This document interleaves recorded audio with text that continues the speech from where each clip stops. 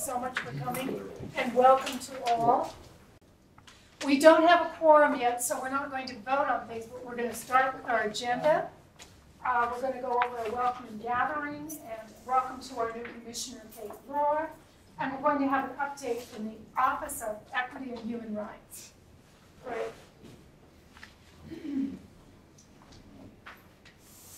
Well, we're here tonight to welcome Commissioner Kate Rohr, our new Human Rights Commissioner. Welcome, Kate. Glad to be here. We are so pleased to have you on board.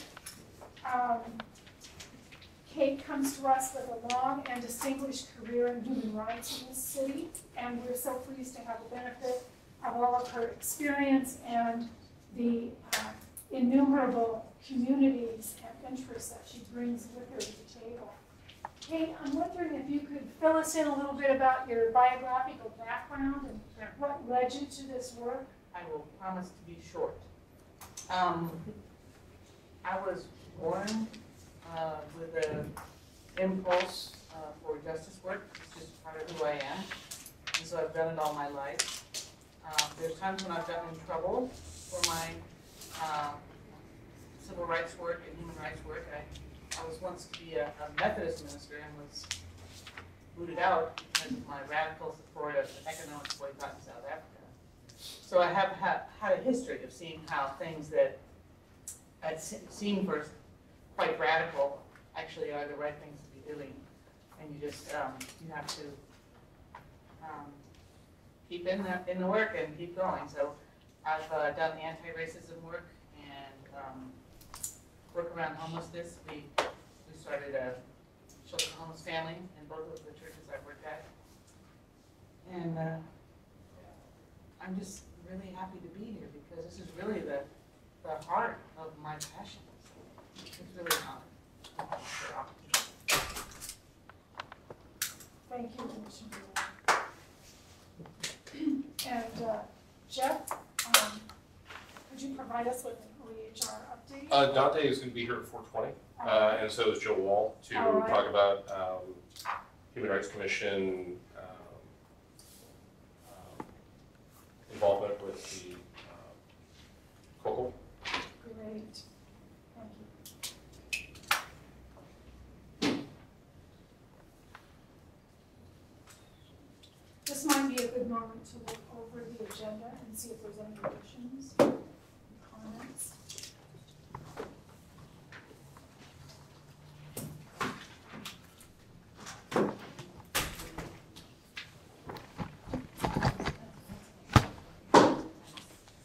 We can actually move to number 5 if you want to. All right, organizing work efforts to fill committees. So, who's doing that part of the agenda? That was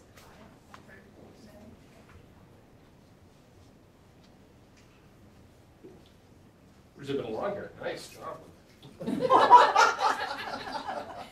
Really ahead of schedule. Linda, I'm wondering if Yes. Michael is here, or if PSU Dreamers are here, either of those folks would be willing to come forward. That's a great idea. And Dante just wants So maybe Dante's willing to talk at 4:30 instead of 4:20. Dante, we're looking over the agenda and we're changing things a little bit. Would you be willing to speak at 4:30, or does your schedule allow for that? No, that's fine.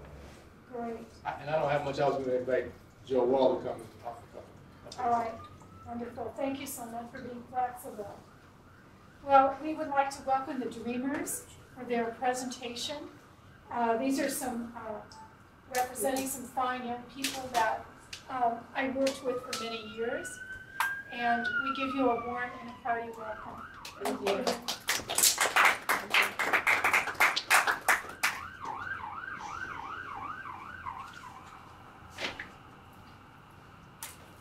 So, if you are all three of you going to present? Well, come on up here to the front, and we'll give you a presentation.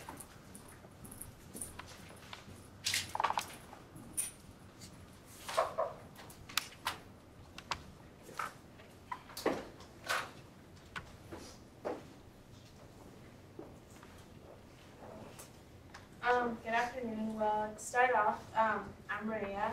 I'm Margaret. Hi. So, today our purpose is kind of to talk about the DREAM Act and why it's important to us, and give you guys kind of a background about ourselves, and that will kind of explain to you why why we wanted to make a huge impact in people's lives, and why it is very important to us, and especially why it has had an impact in our lives. Well, I just want to give a little background of why I'm interested. So, I don't want to call it an obstacle, but an experience I had that really reflected and wanted me to help was it was 2010 when my dad decided to take me to work in the fields. Cause I was born here in the United States, but my parents are both immigrants, and so they just wanted to give me an insight into the life of an immigrant working in the fields. So they took me and I worked in the fields picking up strawberries. It was a really hard experience, and I was surrounded by just immigrants. It was full of immigrants, And that, as I was working, I was looking around at just my experience, and it was like, wow, I'm actually very grateful, of all the opportunities I had. There was youth around me, working. They were probably 19, 18. They could be in school, but unfortunately they don't have that opportunity, because they're immigrants. And that, it was just a very powerful, I guess, immigrant experience that I lived. And because of that, experience, I was like, wow, I'm actually I am very blessed, first of all, that I have all these opportunities, and I want them to have the same opportunity as I did, to have be successful, have an education, higher education, and just not stop dreaming, because they just stop once they could go to high school, but that's it for them. Then it's what's next? You just have to go to work in the fields or this job that doesn't require any degree. So that's one of the reasons that really impacted me, and I really care for all the youth to have a higher education and go to college and to have a higher position.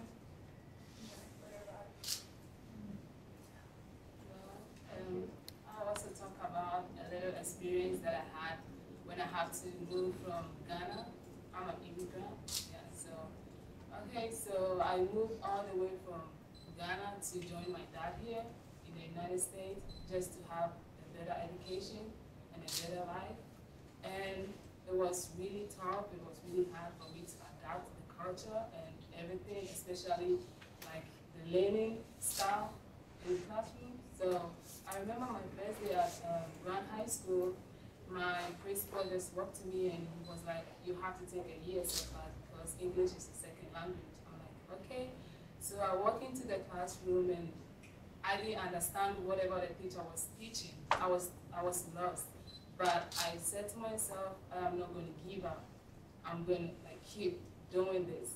So the teacher also decided to help me in and out of class to improve my English speaking, my writing skills, and all that. And I also put a lot of effort to it. And today, I was really one of the best students in the ESL class, and I was awarded at my high school graduation ceremony. So that is also one of the experience that I will not forget, because I really worked hard to have an education, because I know where I'm coming from. I know my background. I know people that are back home, they need a better education, but there's no one to help them out. But I'm really fortunate to be here and have a better education. Then I have to take the opportunity to do it. Well, for me, my experience was I grew up with no parents. I had to live in a home with my aunt and her children. And it was very hard. I dedicated myself a lot to school and in my education and in sports, doing other curricular activities, dance teams, choir. And I was awarded with all those things, but my family was never really interested in that. It was kind of just of me. It was all in me to do it. It was kind of motivation.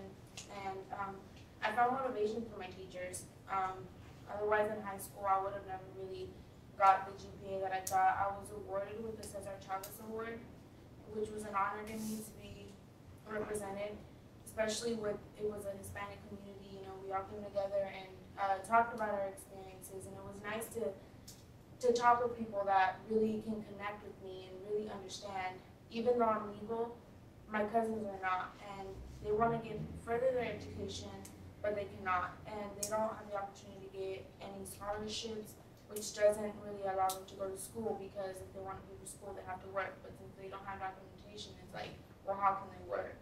So for me, it's like, it motivates me. It tells me, you know, there's people out there, your own family, that want to get an education but are not allowed to, and they can't because of the circumstances that they're presented with, which, you know, are big obstacles that as a community we have to work on. And there's a lot of youth and a lot of the corruption that's going on, and I feel like if most, you know, go down to selling weed, you know, doing all the bad things, and it's because for them, like Darlene mentioned, high school is pretty much it. After high school, there's no more. But if they're presented with an opportunity to further their education and to get ahead and to really better their lives, I feel like they will be motivated, and they will be off the streets.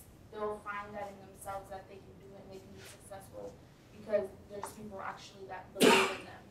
And, you know, the government or whoever can give them money and help them, and I feel like this is why it's very important to me.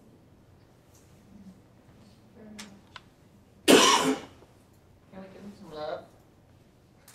Is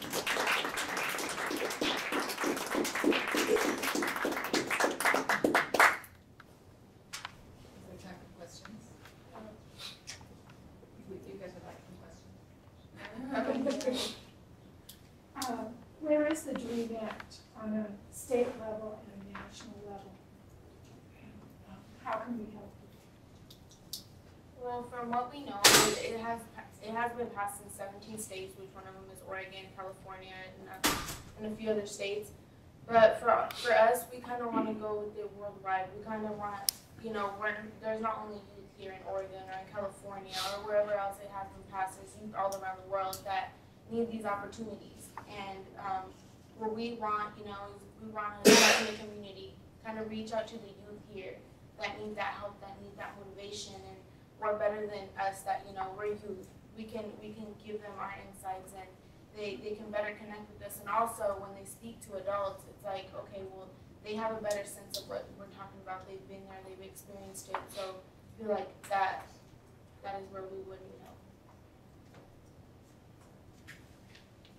And also, like, something that we like discussed and looked at was like, there's pros and cons, you know. For example, the government, like they asked, like, why do you guys deserve to get an education if you came here without no permission? So it's like, well, if students actually have a higher education, they're gonna be able to, you know, have a better job, a stable job, open businesses, work with banks, you know, put money in the bank. So just, you know, like, the government has a reason to help them, you know, and like, they're not just gonna do it for free. Like, they're basically gonna pay back. So nothing's free, and, you know, if you really want something, you just have to work hard for it, you know, and they wanna work hard for it, so that's just like a payback, so it's not for free either. What do you guys need? PSU, well, we all just, yeah, PSU.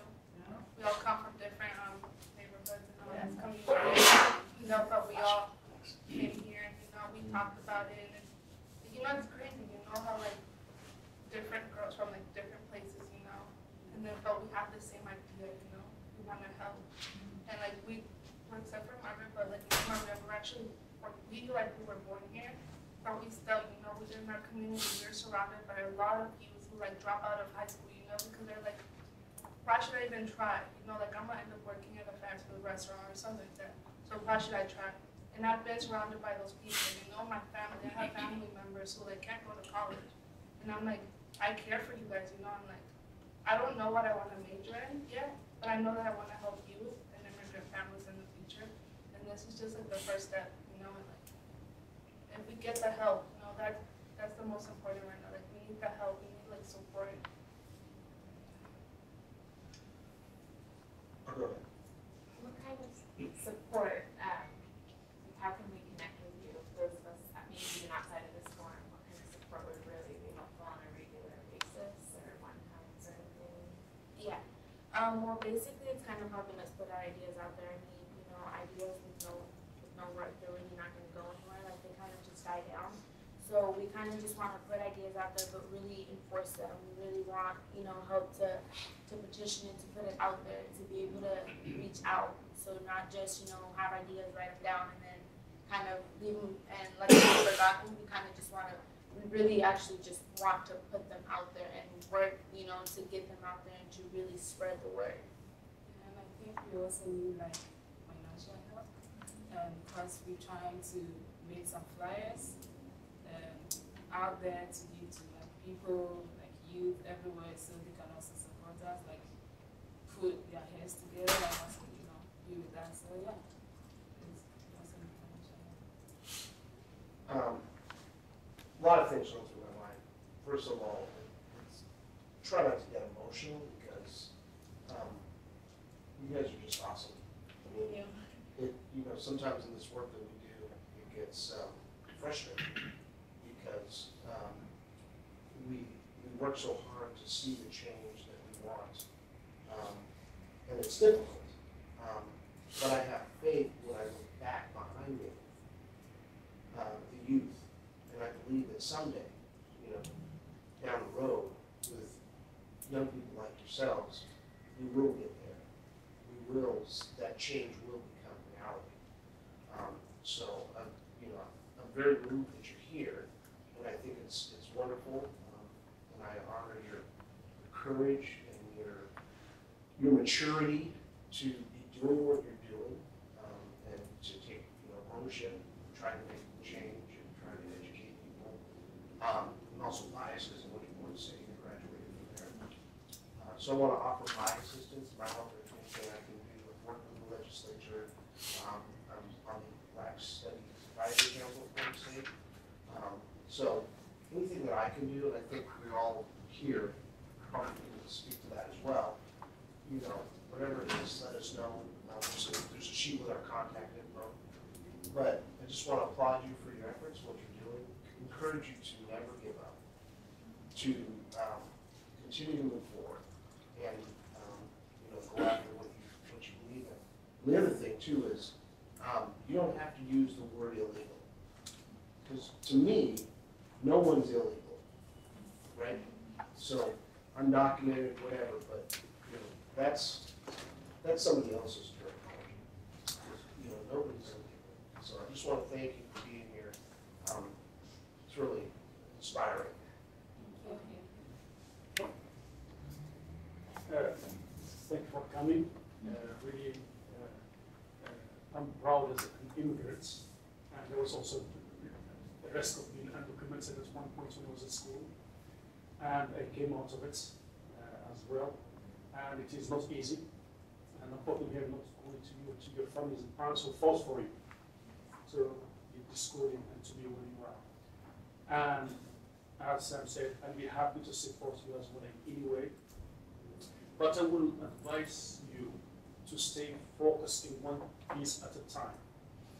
I will advise you to not look at how can youth be involved in schools, because there's a lot of programs, a lot of initiatives out there trying that can exhaust you, but focus on something that gives what some of our government members or representatives or community who fought for us, we want to share with them our success and the fruit of that fight, which is you, like you. I want also to have maybe part of your dream, organizing connection with other students who their parents or relatives who are undocumented or put in a situation like that, to connect and create some association or something like that, and maybe a conference. Yeah, I was gonna say with the flyers, our purpose was to kind of put together a meeting where we can talk to youth and to the adults and kind of let them know, hey, you know, you're not alone. We're here. We want to help. We've been there, seen it. You know, and some people they're moved when it's a personal experience, and I feel like that's important. When you have a personal experience, when you have a story to tell, and I believe that we all have a story to tell. So we want to put it out there and want to let them know that we want to help them out. And you can do it, and you can make a huge difference. Not only here around the world. People need to hear that what you're doing. And a lot of people who fought for you stood downtown, even rainy or cold, with banners They deserve to hear this, because this will make them feel good and give them more energy. We need some more energy. Regarding business and money, I would advise you also in the future, just make a budget for what you need and present it to come to us and say, please, we need help with this, what ideas do you have? And we will work on that. And thank you, Uwe. Thank you. So it's very exciting what you guys are doing. And there's just a couple of things I'm wondering about. One is, are you familiar with Alejandra Rincon? She's written a book on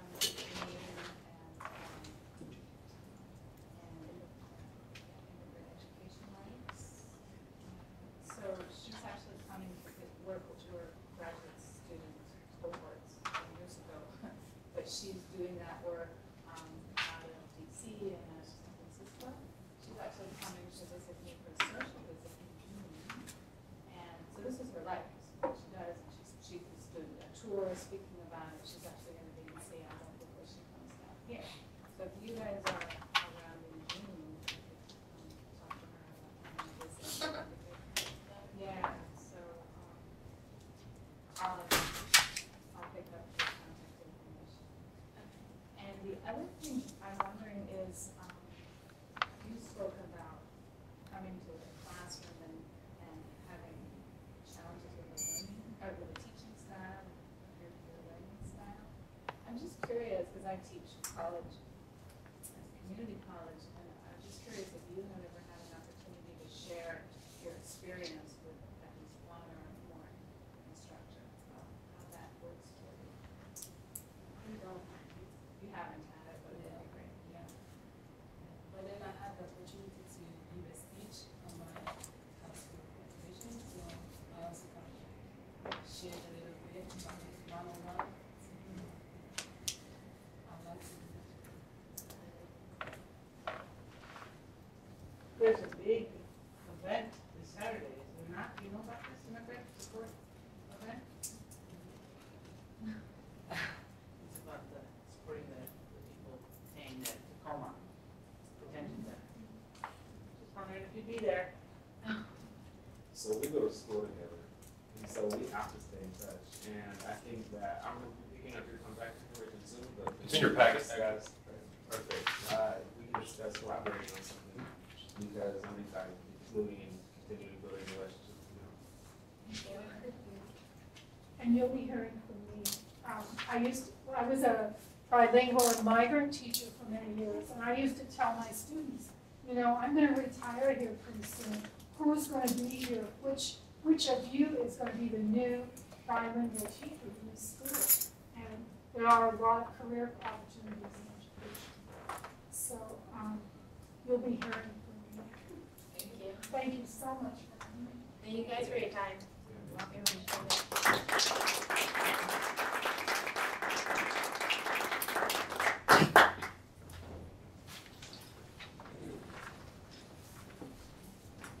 Great. Thank you so much. And Dante, thank you so much for being flexible. Actually, I'm sorry, did you want to go ahead and maybe script form now? Vote on Yes, that? Oh. yes, we do have a quorum now. Thank you, Jeff. We'll go back to looking over the minutes from our last meeting, March 5th, 2004. Could everyone please take a look and see if something was possibly missed? It was another big meeting.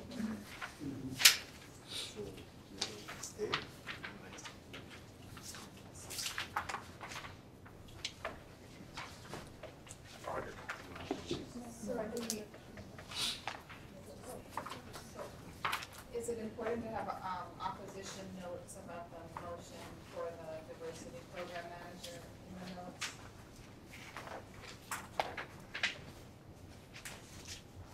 Yes, it is.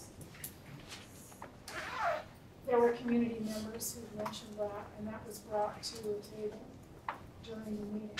So, I sent you an email today. Oh, that's Just- right. It's okay, just a couple of sentences. And that referred to COCO and DOJ agreement lack of clarity. And,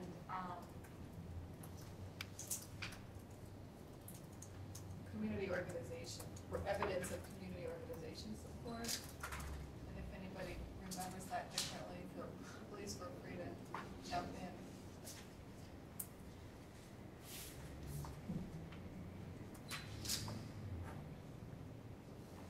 I remember there was a motion, or I forget, to change some of the language that was agreed to. To change our COCO, a line about the COCO involving vulnerable Right. people.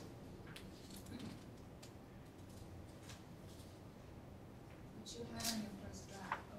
I didn't take a note. Sarah did. On her first draft. That I saw today. Okay. She originally put down the notes that the motion did not pass. So, I mean, I don't know how detailed we want to be about it, but there probably should be something to reflect that there was an amendment, the amendment passed, and then the motion. But the motion with the amendment was passed to reflect edits to the letter regarding what Amy's talking about. So can the minutes be resent to include that information so that we have an accurate record? well, we just need to What's make the the, procedure? just need to vote on, make the change here, vote on it, and then it'll be part of the record. Does someone want to make a I'll motion? make a motion to approve the minutes with the adjustments, the notes that I mentioned by Amy. Do we have a second? And do we have a vote, how many votes yea? To amend the minutes?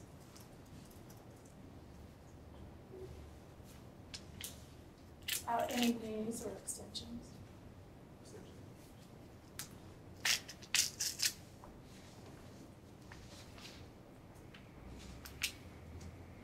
Do we have a motion then to approve the minutes as amended? That was, That was Okay,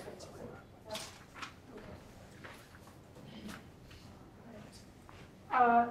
Thanks to Dante James, Director of OEHR. We're ready excuse to. me, I'm sorry. Should we go ahead and also go, vote on the agenda as well? Yes, Sorry about that. okay. So let's look over the agenda now that we have a quorum, and let's see if all are agreed that this is what we're meeting about tonight. If there's anything that's been left out, something that you want to add. Someone could make a recommendation to amend the agenda to move the PSU Dreamers for the OEHR update. That would put us, that would set us back in the course. So moved. Second, I second. vote. How many vote to change the agenda to and switch OEHR update with Dreamers?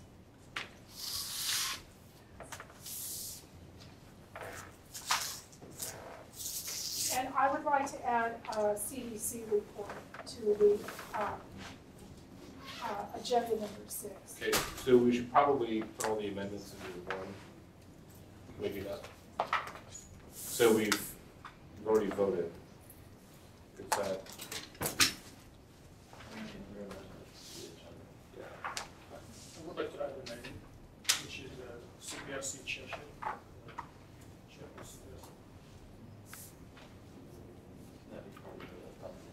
Can that be part of the CPRC? No, it has to be discussion. Okay. Discussion. I would also like to add the public policy committee update, I guess, could be the last item under committee task force liaison updates. I was told to take that out, sorry about that. No worries.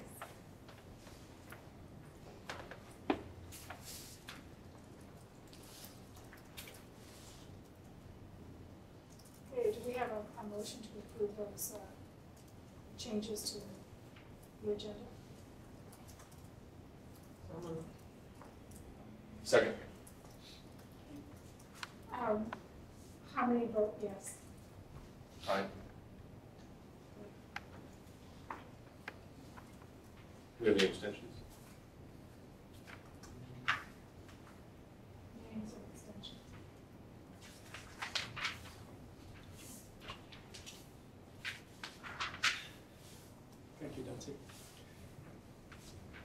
Thank you, Dante, for your patience.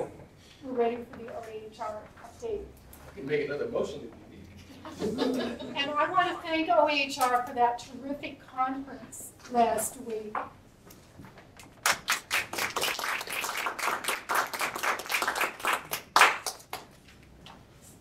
thank you. And I know several of you attended the conference, and it was, I think, a phenomenal success. We had over 450 participants who came from as far away as Portland, Maine, Chicago, Boston, Richmond, Virginia, San Francisco, Richmond, California, Indianapolis, all over the place. Mayors, elected officials, as well as governmental employees who are doing the work of equity. So it was, I think, a great opportunity for our elected officials, especially the mayor, to see the work that's going on, not just in this city, but across the country. And so it would allow him to speak with a little more appreciation and resolve to do this work, because he's not alone. There was a 2-hour elected-only session that he was a part of. The mayor of Minneapolis, Betsy Hodges, was a phenomenal supporter of doing equity. She was very clear and outspoken about it, that she got elected speaking about it, and she won by 18 points, and she hasn't stopped yet. So the idea of hearing other mayors of similarly situated cities who are doing this work, I think, was eye-opening for him. And so it was trying to be strategic about some of the things that we did. So anyway, it was, I think, a wonderful conference. People could actually not just say, well, it was a great conference, but could articulate very specific reasons why it was and what they could go back into their job doing and their takeaways from some of the work sessions. So I think this was great. We will do a not all city, we will do a debrief. There were 101 city employees who registered for the conference. And so initially we're going to do a debrief with those, whoever shows up, next 2 weeks from now, to try to coordinate its next steps and see how we can enlarge this work and continue it.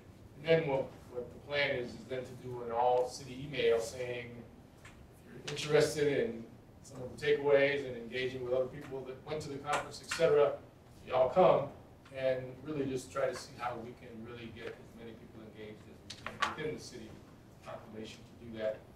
We've also sent out an email to our colleagues in various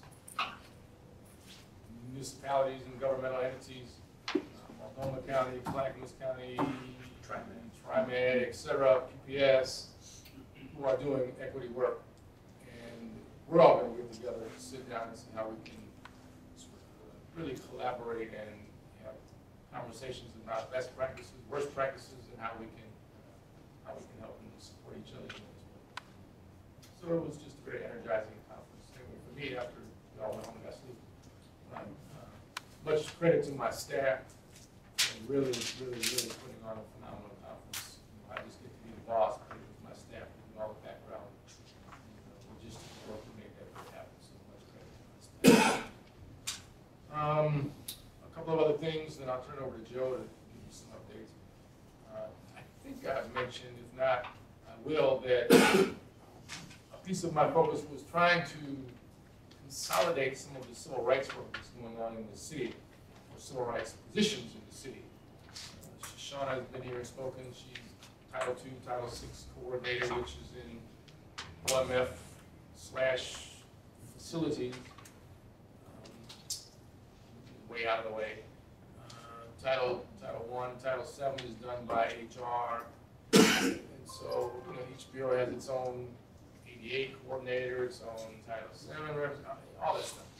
So my goal is not trying to create a civil rights office, but just trying to consolidate for the benefit of residents who can figure out where they need to go, consolidate things in one space. So it's been, at my request, it's been approved by the mayor and by residents of OMF and facilities that really starting out Title II and Title VI coordination, the position that Shoshana has now, will be coming into OEHR come July 1. So consider that a win in terms of Yeah. consolidating some of that information to benefit folks in need. What else? That's all I have. I'll turn it over to Joe and answer any questions you may have. Oh, yes. I just wanted, after talking about staffing, like, what the status is with the staff action. Okay. Right? And you probably mentioned we did have a proposal in the proposed budget for a new position, which didn't get approved. So, well, at least, not formally. It's not looking good though, compared to some of the other proposals and the limited resources that the city's got to work with, as far as new ads going forward. So it doesn't look like many will be approved at all. So, in regard to our current vacancy, I wanted just to give you a quick update on that. We had a tremendous reception in regard to that. We did 2 information sessions out in the community with PHR, and we had fantastic representation there from across communities. We had 25 to 30 people at each of these information sessions, and so it was phenomenal. Got great outreach. As a result of that, we had over 250 applications for the position, and HR helped us to screen that number down to 121 that actually met the minimum qualifications and things like that. From there, we further screened that down to a group of 20 that we're inviting for something we call speed interviews. Some of you may have been familiar with that. So what it does prior to the creation of these speed interviews, which are basically mini interviews, it's kind of, if you're familiar with the speed dating kind of thing that went around or was popular a few years ago, it's a 15-minute opportunity where you have a chance to kind of meet somebody very quickly, get to know them, what they're about, and then kind of make a determination whether or not you want to invite them for a further interview. What we found, Dante and I have used this now on several occasions for some of our staff positions, is that prior hiring and selection processes have used another round of paper application screening, and we found that was detrimental, particularly to candidates of color, because they would get screened out on paper and not necessarily have the advantage of being able to present themselves and who they were to us. And so we felt that the speed interviews gave us an opportunity to see more people and really make a determination, from both the paper as well as an in-person. Because so much of this work that we do is working with people, we felt that was very important, for us to be able to make that connection. So this gives us an opportunity to see 20 people rather than screening down and just interviewing 6 and trying to make that selection. So the speed interviews are going to be held next Thursday and Friday. Again, we'll see about 20 people. We've got a panel that includes a couple of the folks that have been on this panel, Diane Nunez, as well as, well, in fact, Danny, I guess, wasn't able to. And we have somebody from the Citywide Equity Committee, a person from Housing Bureau. It's a very diverse panel. Will be helping us to screen those folks through that speed interview process. From there, we're hoping to identify 6 individuals that will be brought in for full interviews. And that would be Dante, Mario, Office Neighborhood Involvement, and Judith Valley, and other of our staff. So that's where we're at with that recruitment. So we're excited, looking forward to getting that one done and adding to our staff. So, did you have another question? I did have a follow-up question. I thought at some point that there was going to be an HRC person on a panel or part of the planning process for interviewing. Was the final round? Was the final round set Yes. 6? Okay. Yes. Have we identified the HRC person who's gonna do that? Is that Sanjeev? No, we don't know. I don't think we've identified. No, I think Sanji was the person that we had been considering in line, but Okay. yes, now, give it, She should be back. Sure. I just know Yeah. she's had some availability issues, so Yeah. we just wanna make sure that we give her enough lead time so that she's prepared for that. So if we have dates for those, that'd be great to figure that out. So higher date is looking like.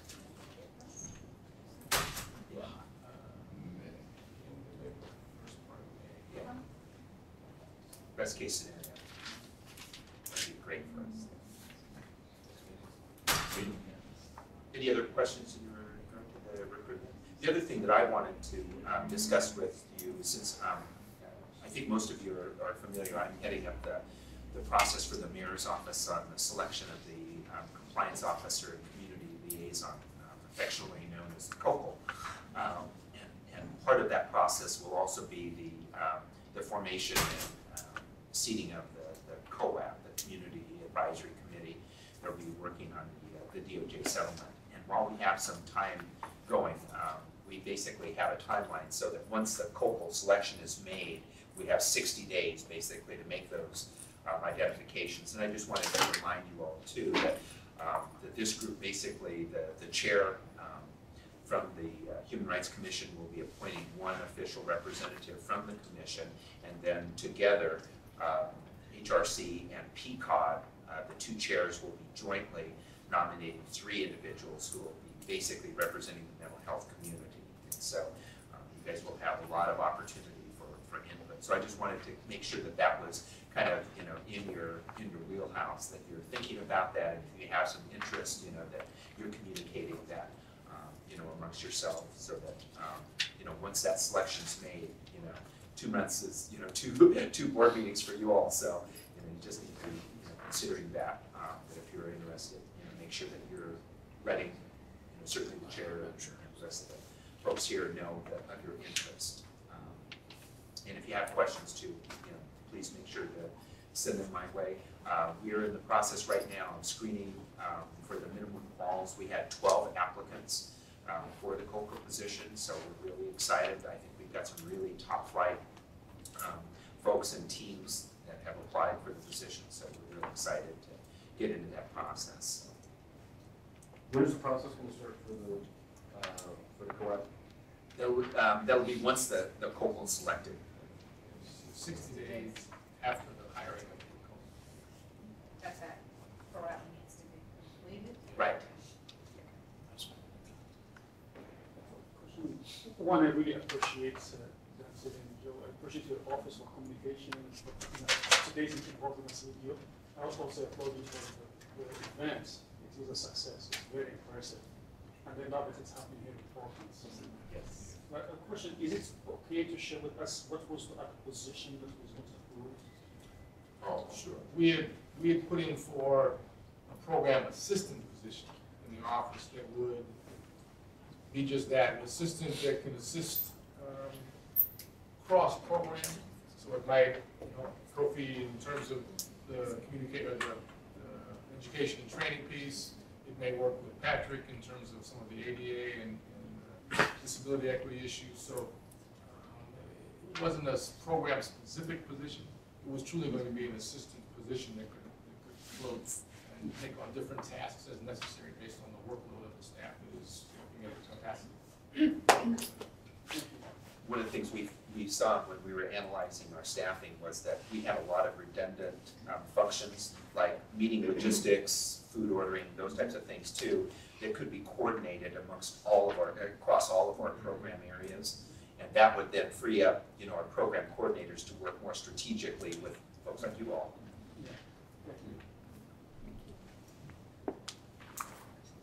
Thanks for the report. I have a question. I'm new, so forgive me. But I am still writing high on that great conference last week. And I agreed in going that I would bring it back. And I don't know if this is a Jeff question or a Dorothy question, but how do we do that? Because there were concrete things we were supporting, and I don't know how we do it. I just want to do what I can. I have a suggestion. It's an Amy question. It's an Amy question. Well, we're looking at coming early in May and in June, I think it was, for some post-retreat stuff we didn't get taken care of, and to do an orientation with newcomers. So we might look at weaving that into a similar scenario for those of you who want to share and do a presentation with us who didn't have a chance to go. Make sense? That would be my suggestion. I'm sure theirs too. Absolutely. Jeff concurs. Yeah. Thank you again for the Thank you very much. Yes. Thank you. Thank you for that conference, which was so very meaningful and is already realizing some results. Thank you. before I move on, could we just identify a plan and a person to convey the local task to Sonji, just so she's up to speed and knows how to get the information she needs to? I can do that. I actually already have an application. I worked with McCarthy, who was a former chair of PCOD, to come up with an application for the COAB. And that was back before the settlement agreement was challenged. And so we thought the COAB was going to be in place about a year ago. So we have an application for that already drafted. It's on my computer. So I'll get it to Sandeep.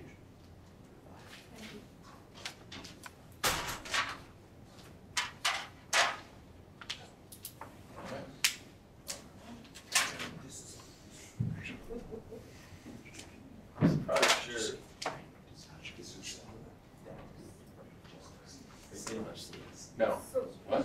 Michael, due to speak at 5 p.m. Yes. I just so we're respecting his time. Right. So Well, there was a 5-minute, please, that we haven't gotten to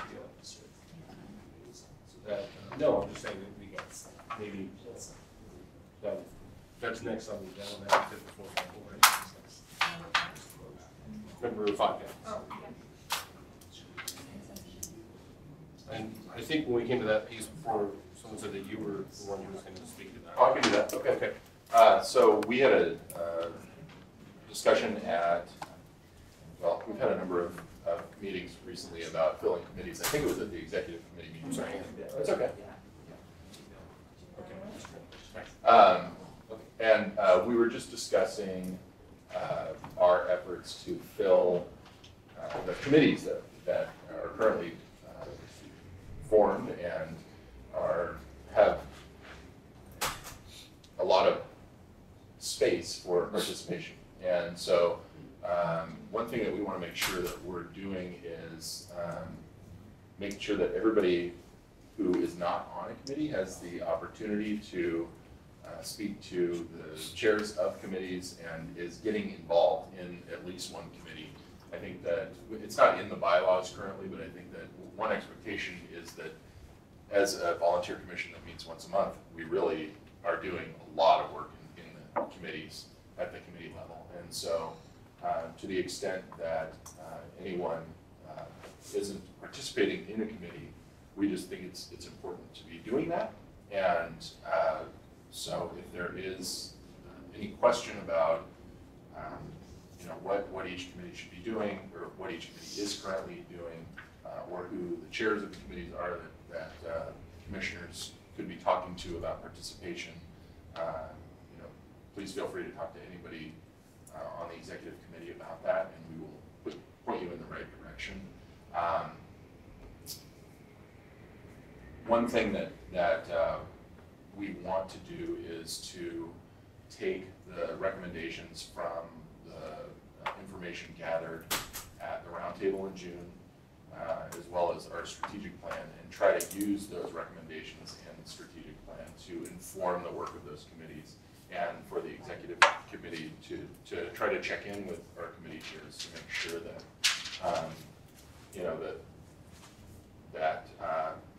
or just to check in with them and hear how they're progressing on the goals that we've identified, or the recommendations that were made by the CDC out of that event. So I think that's just something that we're going to be focusing a lot on in the coming months, and we just want to make sure that everybody's active and engaged. And for committee chairs also, we'll be checking in and making sure that everybody's got their meetings going, and we just want to make sure that the committee structure is continuing to function in an effective way. So if there is anyone who is not currently doing committee work, please feel free to talk to me or anybody else on the executive committee about what vacancies there are and where we can plug you in.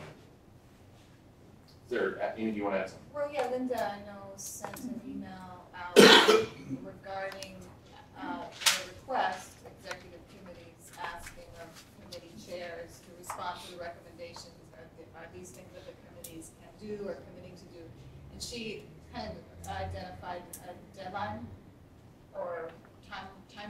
that May meeting? A May meeting to yes, have by to May make meeting. those presentations? Okay. So that's an email that just went out, and I think that was kind of gives guidelines for how to move that forward. Ashley? I think I would just also add that at the retreat, we talked about, there were a couple committee leads, I guess, that wanted to present further on what the work of the committee would be, the vision and what's needed. And part of the intention behind that was to help with recruitment. So that's still gonna happen, as mentioned, in May or June. Okay.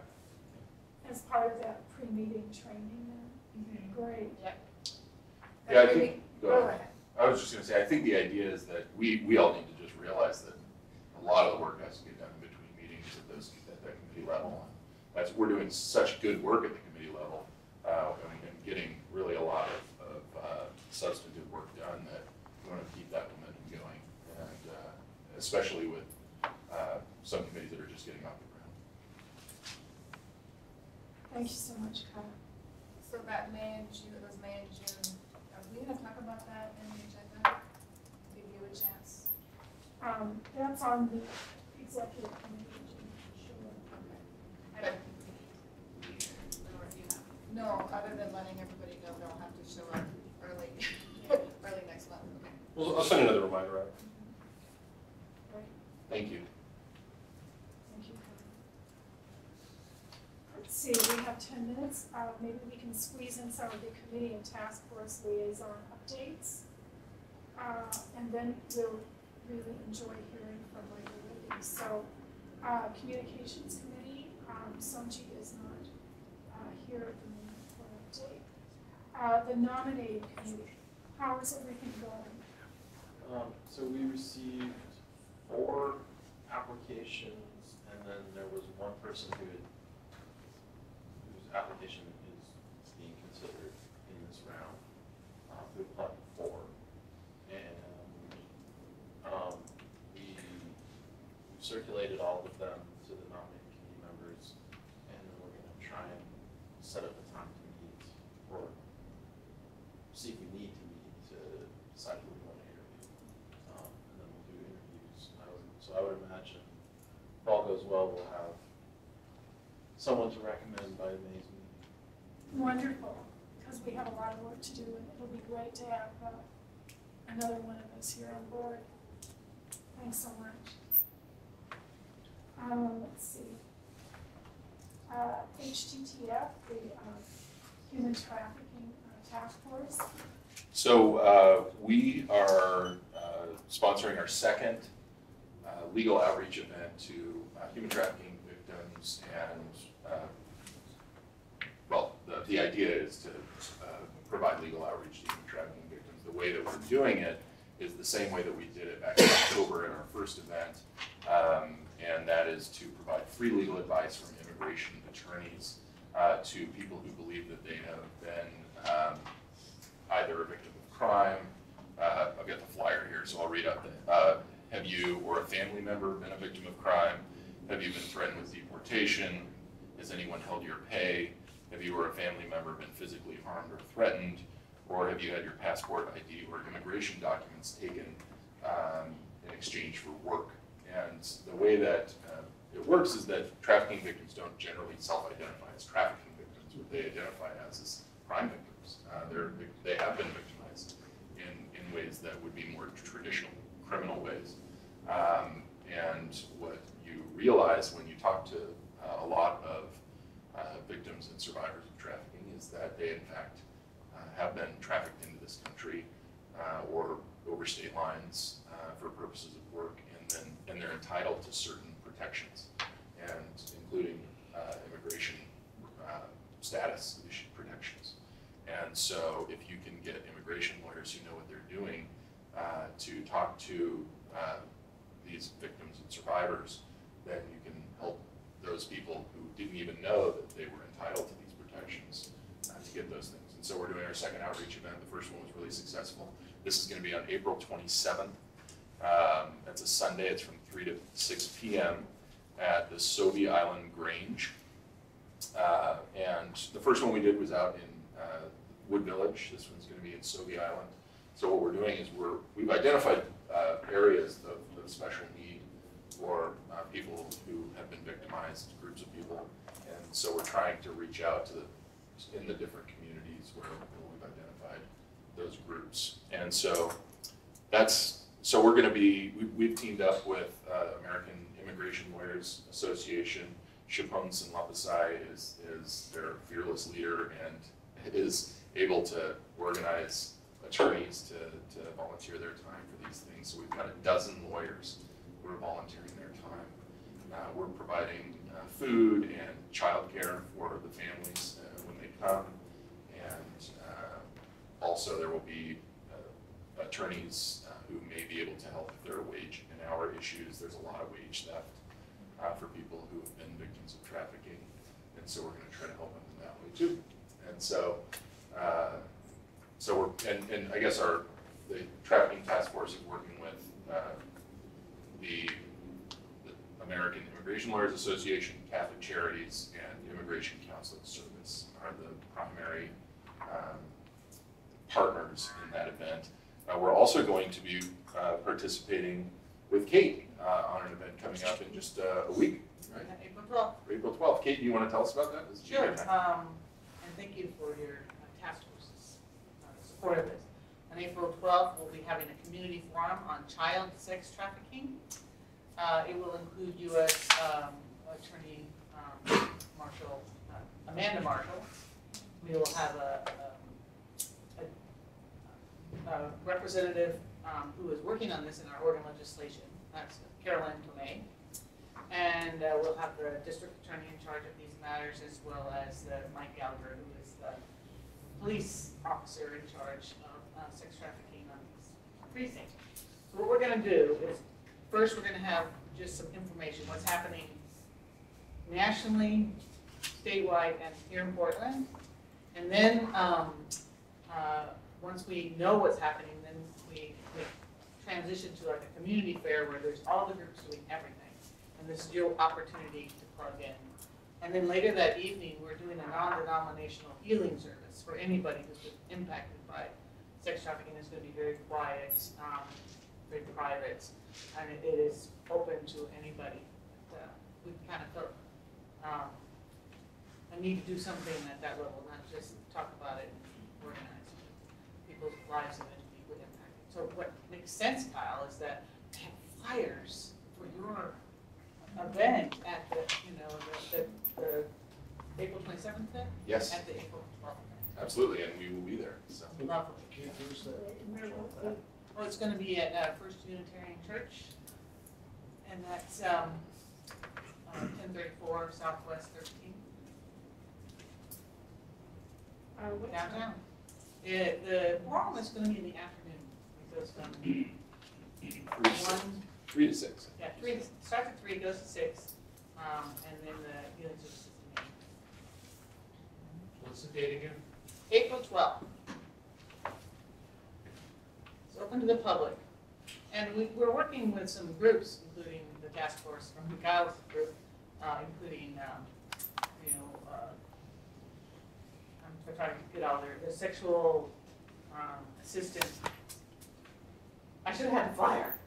There are lots of groups in town that are working specifically around child trafficking, child sexual trafficking. And next time, I'm new at this, so next time I'll have my flyer ready to go. Sorry I put you on the spot. That's all right. Thank you both. This is impressive work. Did you have a question? Yeah, is that in the city calendar that event? Not yet. We just planned it last week. So, but we just got the flyers out over the weekend, and so I'll be sending them. Actually, sent Jeff our flyers. I guess final ones Monday. So. Yeah, they're on the website, and we put them on Facebook and get the word out. Yep. So, and I think they're on our calendar, but not on the city's calendar. Probably. So, but we'll get them. Thank you. Yeah. Thank you. This is really some impressive work. That's 2 events in 1 month. Not bad. Question, sorry. Will you have, just out of curiosity, any child trained therapists there? Will there be young people sharing their stories, or is it older topic, who Good has question. brought up with his experience and. Well, to answer quite honestly, I'm not exactly sure who will come to the lecture and how many children will come to that. I expect people who may have been formerly affected or formerly involved and who are related or friends with somebody. But in the evening, which is, I'm going to do a lot of outreach to the media to bring people in very privately, so that nobody has to talk if they don't want to, but they can be there to be acknowledged and to be held in love and know that they're not alone. I know some therapists might be interested, so I'm just curious. Awesome. I can't commit them, but I'm just Okay. curious if you're looking for I would love folks who have that kind of training, who might just avail themselves as a support that can be called on. It's not like they have to run the night to anything. Okay.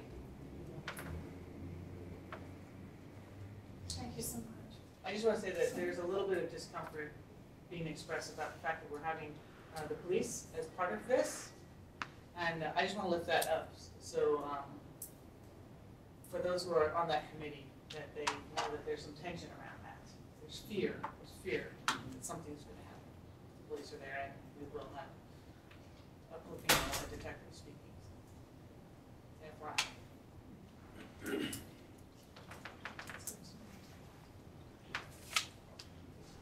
Well, this might be a good place to put the rest of our committee reports on the back burner while we keep to our schedule and hear from our guest, Michael Withey. He's going to have some great news for us, I think, about small houses as housing solutions. And he'll be with us in just a moment. Just call me, Michael.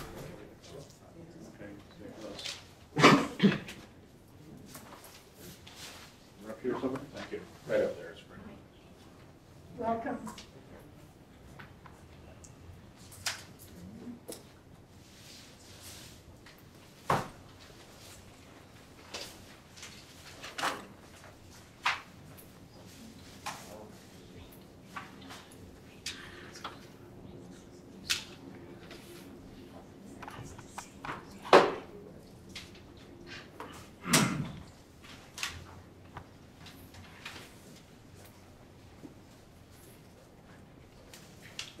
Hello to everybody. My name is Mike Withey.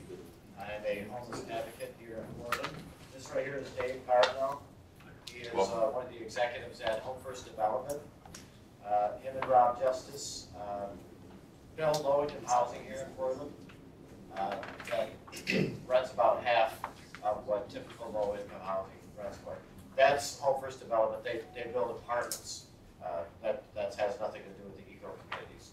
These are tech dwell units. They're designed out of Hillsboro, Oregon here. And so before we go any further, I'm just going to introduce Dave Carbonell and just have him describe what he's doing with Home First Development and low-income housing. Thank you. Thanks for inviting us this evening. As you mentioned, Rob Justice and I have been developing housing in the last 3 years. We've developed 75 units over the last 3 years. Most of them right around $70,000 a door, about a third of what others are doing it for. And we came up with a very efficient model to put people in housing. We tried to focus on a market that for individuals that make about $20,000 and can afford about $600 to $650 rents. As we've been doing that, so we did 75 units earlier. We've got another 100 units planned for this year, working in conjunction with the Portland Rehabilitation Center. And what we're finding is that, well, that covers individuals making $20,000. Believe me, these things don't stay on the market very long at $600 or $650 rents. We're finding more and more individuals that are in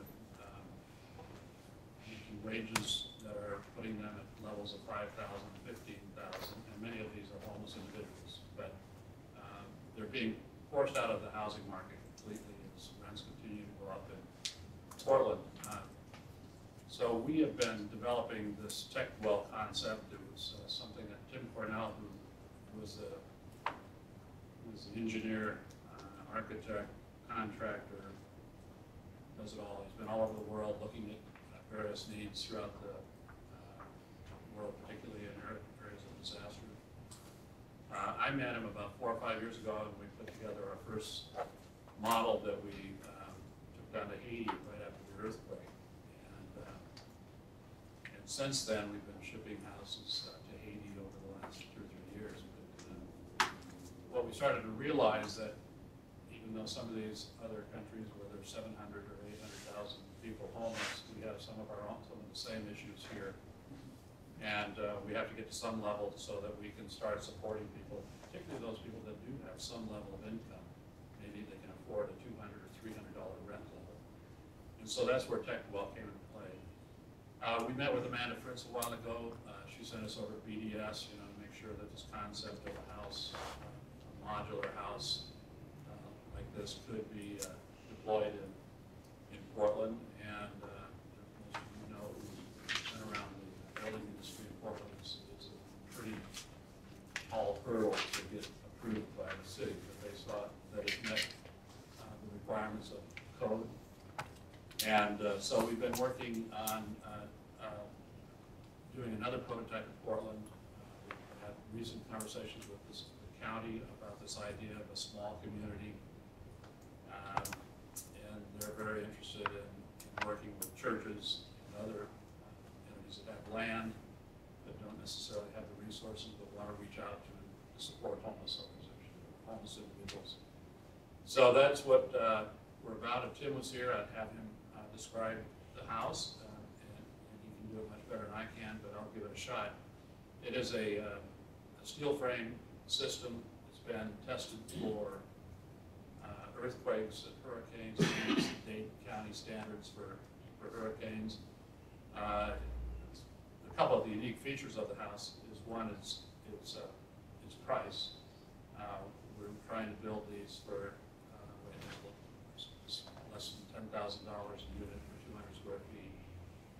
And the second thing we're trying to do is make sure that people understand that these are something that you can do yourself. And so it builds a community by having people participate in the construction of their own home. And so we find that a powerful message as well. Right now we're, actually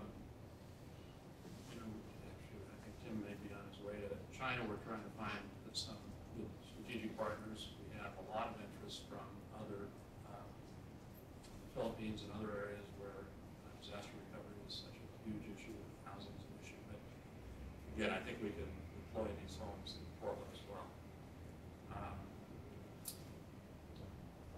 Right. So these units could go for about $10,000, and they would rent for about $250. We have Meg in the audience back there. Meg makes about she gets a check for about $700 a month.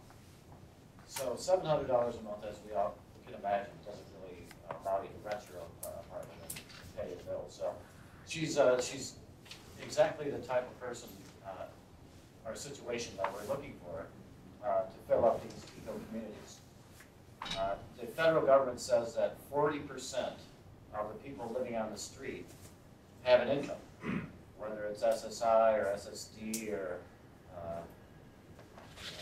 whatever income it is. They have a monthly income, they just can't afford to live anywhere. So we can either build tiny studio apartments like they are in the Pearl. The micro units in the Pearl start at $800 for a small micro unit. If we're going to actually do anything about the thousands of homeless people in Portland, that are homeless, we're going to have to do something like this because we can't go on building these humongous buildings that cost $30 million, $40 million, and they house 130 people. Bud Clark Commons is a perfect example of that. They have 130 apartments. It costs $47 million to build, and it costs $500,000 to keep every year. So how do 130 people count as more than the 2,500 or so that are staying on the street? So we are definitely going to have to do something like these TechWell units if we're ever going to end homelessness in the city of Portland. So the main reason why we're here today is because we know that you guys are going to put together some suggestions for City Hall and let them know what you think are the answers to homelessness. And we're counting on you guys to let them know that they're going to have to start thinking outside of the box. And these big, huge developments can't go on any longer because it's just not addressing the issue. Well, the other thing we're seeing, and this goes not only on what we're doing at for people with $20,000, but also for the smaller units. We're finding that a number of things are happening in Portland. One is rents are continuing to go up to 6 or 7% a year. We see the level of funding for affordable housing decline rapidly as HUD and other programs being cut back. We see a lot of the new construction that's going in Portland is kind of aimed at that $50,000 or $60,000 level position, and so rents are getting up to $1,500, $1,600, which is causing all the rents to go up. And at the same time, we're just not seeing a lot out of the public sector in terms of new units that are really aimed at affordability. And so we've got this good thing, I guess, is that we're seeing 5,000 to 10,000 people coming into the city every year. So we've got this almost this perfect storm, I guess, of huge demand for units, low supply. We're already at a deficit of somewhere between 15,000 and 20,000 affordable units. And it's just going to continue to escalate as we find ourselves being cut back on federal support money, and at the same time seeing rents go up. So it's time to sort of begin to think about other options. And I'm not saying this is the only option. There may be other great ideas out there. It's just one that I think does have some merit and can support a lot of people at a very low cost. I did bring, I didn't realize how many people here. This is an article of lawyers and company about this idea of tiny house. This is some light reading. And what I find interesting about it is not only just from a social responsibility standpoint, but just from an economic standpoint. They cite some numbers that other cities have done studies that it costs upwards of $16,000 a year to support someone living on the streets. Which, when you put it into those economic terms, it doesn't seem like a huge stretch to think that maybe you could spend $10,000 to put it into a safe and dry and a supportive environment. You know, I've sort of been rambling, but I appreciate, because I'm still trying to understand this homeless issue, which I'm sure everybody is. I've had conversations with Portland Business Alliance. Here's Tim Cornell. I'm not late. Traffic. This is Tim from Tech Quality Design, use Tech Quality units. Welcome. And I was going to almost butcher the discussion by describing what it is, but you're probably much better at doing it. We might let our chair do a time check just so you guys know where we're at with that. And Sure. You might want to offer us some time for questions. Yeah. We have about 10 more minutes. Okay. You may have already said this part, but do any low-income eco communities currently exist in the metropolitan area? No. As this article indicates, there's a village up in Olympia, and it's quite similar to some of the things that have evolved in Portland, where there was a group of individuals living on the streets that came together and decided that maybe they could attract the supportive funding and systems that are necessary to move to outside the city. And they were able to get a piece of land that the city owned, which is out in a light industrial area, and they built 30 units. And I don't necessarily agree with numbers, because somehow those units managed to cost $85,000 each per unit, $87,000 per unit for 150 square feet. But nevertheless, their intentions were good. The economics just hard to understand. But as I started to say, there's a lot of folks kind of trying to get their heads around the whole issue of homelessness. And I appreciate any thoughts you might have or questions you might have about needs housing in the context of how do we support the homeless population. Have you gotten to the point where you've identified any possible locations for these kinds of, for a community, and talked to anybody in those areas about whether that would be viable? Yeah, we did. We had a discussion, meeting with the Neighborhood Association of Lents, and we're having another one with St. John's. Lents was an interesting organization. They said, well, they have to look somewhere. We already have a lot of individuals in our community now who are low income in many cases, living on the streets, or in some cases maybe sharing an apartment with somebody, or just for couch surfing or whatever. But they said, you know, we've already committed to supporting our community, supporting our neighbors, and if this is part of our neighborhood, we want to support it. So I think that was kind of the attitude they've taken. The Lents Neighborhood Association actually voted unanimously. Not just the board members that were present, but everybody at the meeting was able to vote whether they wanted to move forward with an eco-village and let's go forward with the planning. And unanimously, everybody said yes. Not one person stood aside or voted no. So what needs to happen for you to make that happen?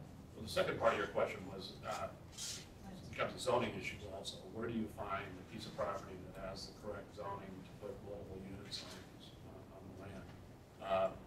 What we try to identify as high density zoning, where in the case of one piece of property that I'm familiar with is basically 70 by 300.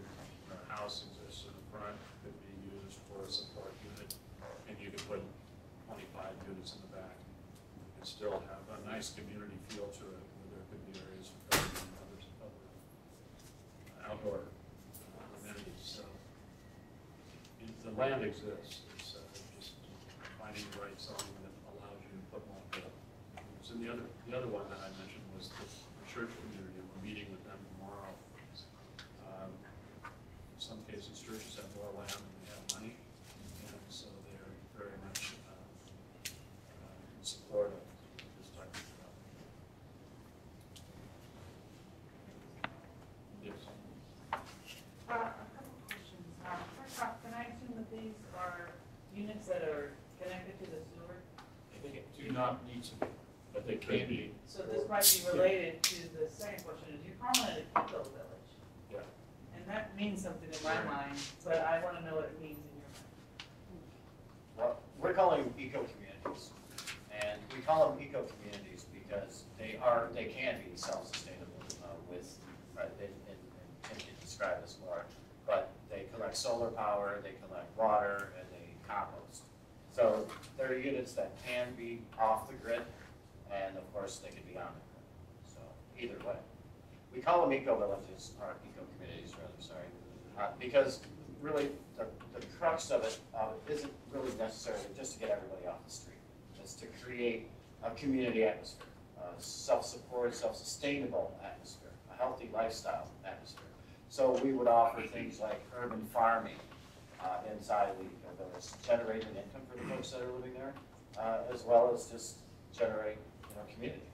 But there's lots of different programs that can be run out of an eco-community.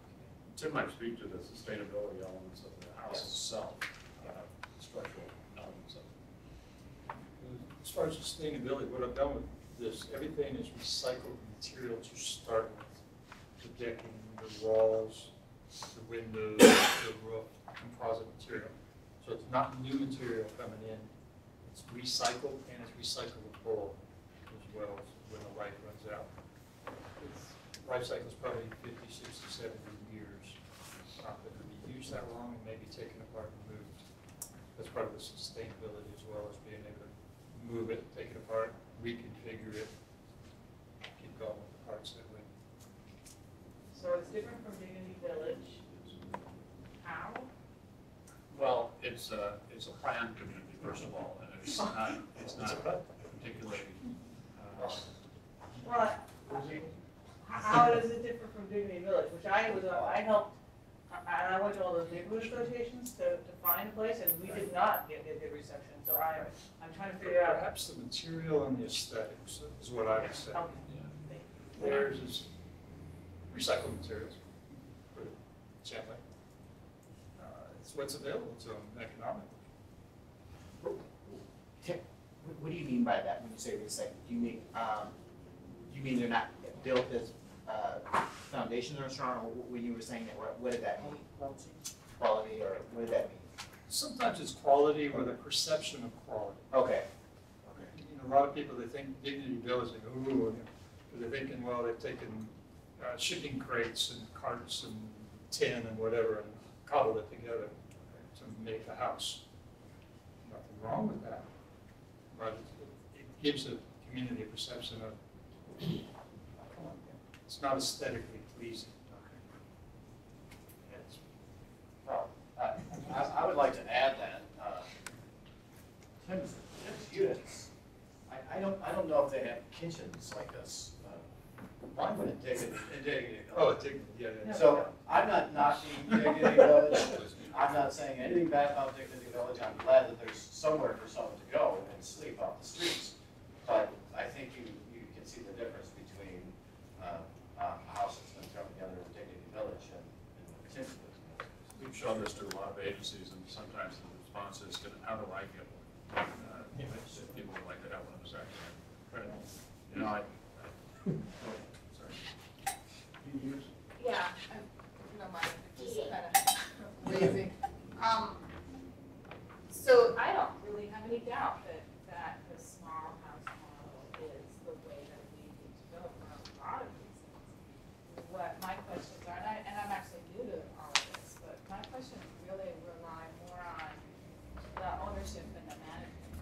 So I'm just curious what you guys have looked into in terms of what you might recommend for different scenarios, different areas in terms of private, government run and managed, or perhaps something like the cooperative model. And if we're talking about addressing houselessness and the crisis that we're having, maybe that's the focus that we would, as a commission, would want to look at here. There are a couple different, well, there's many different models you could pick from, because everybody has their own idea of what these could look like. What I'm working on now is developing a nonprofit corporation that is going to oversee at least a couple. We'd like to get a couple built and have it run through a nonprofit corporation where the rents are $250. And so once it's all paid off, then we can take a certain percentage, a large percentage of all that rent money and put it into a fund where we can fund the next. So it's self-sustainable that way, and it replicates itself. So that's one model, that's the model that I'm working on. But you could also start an LLC and buy some of these and make a business out of it and still charge $250 or $300. So there's a lot of different ways to go about doing it.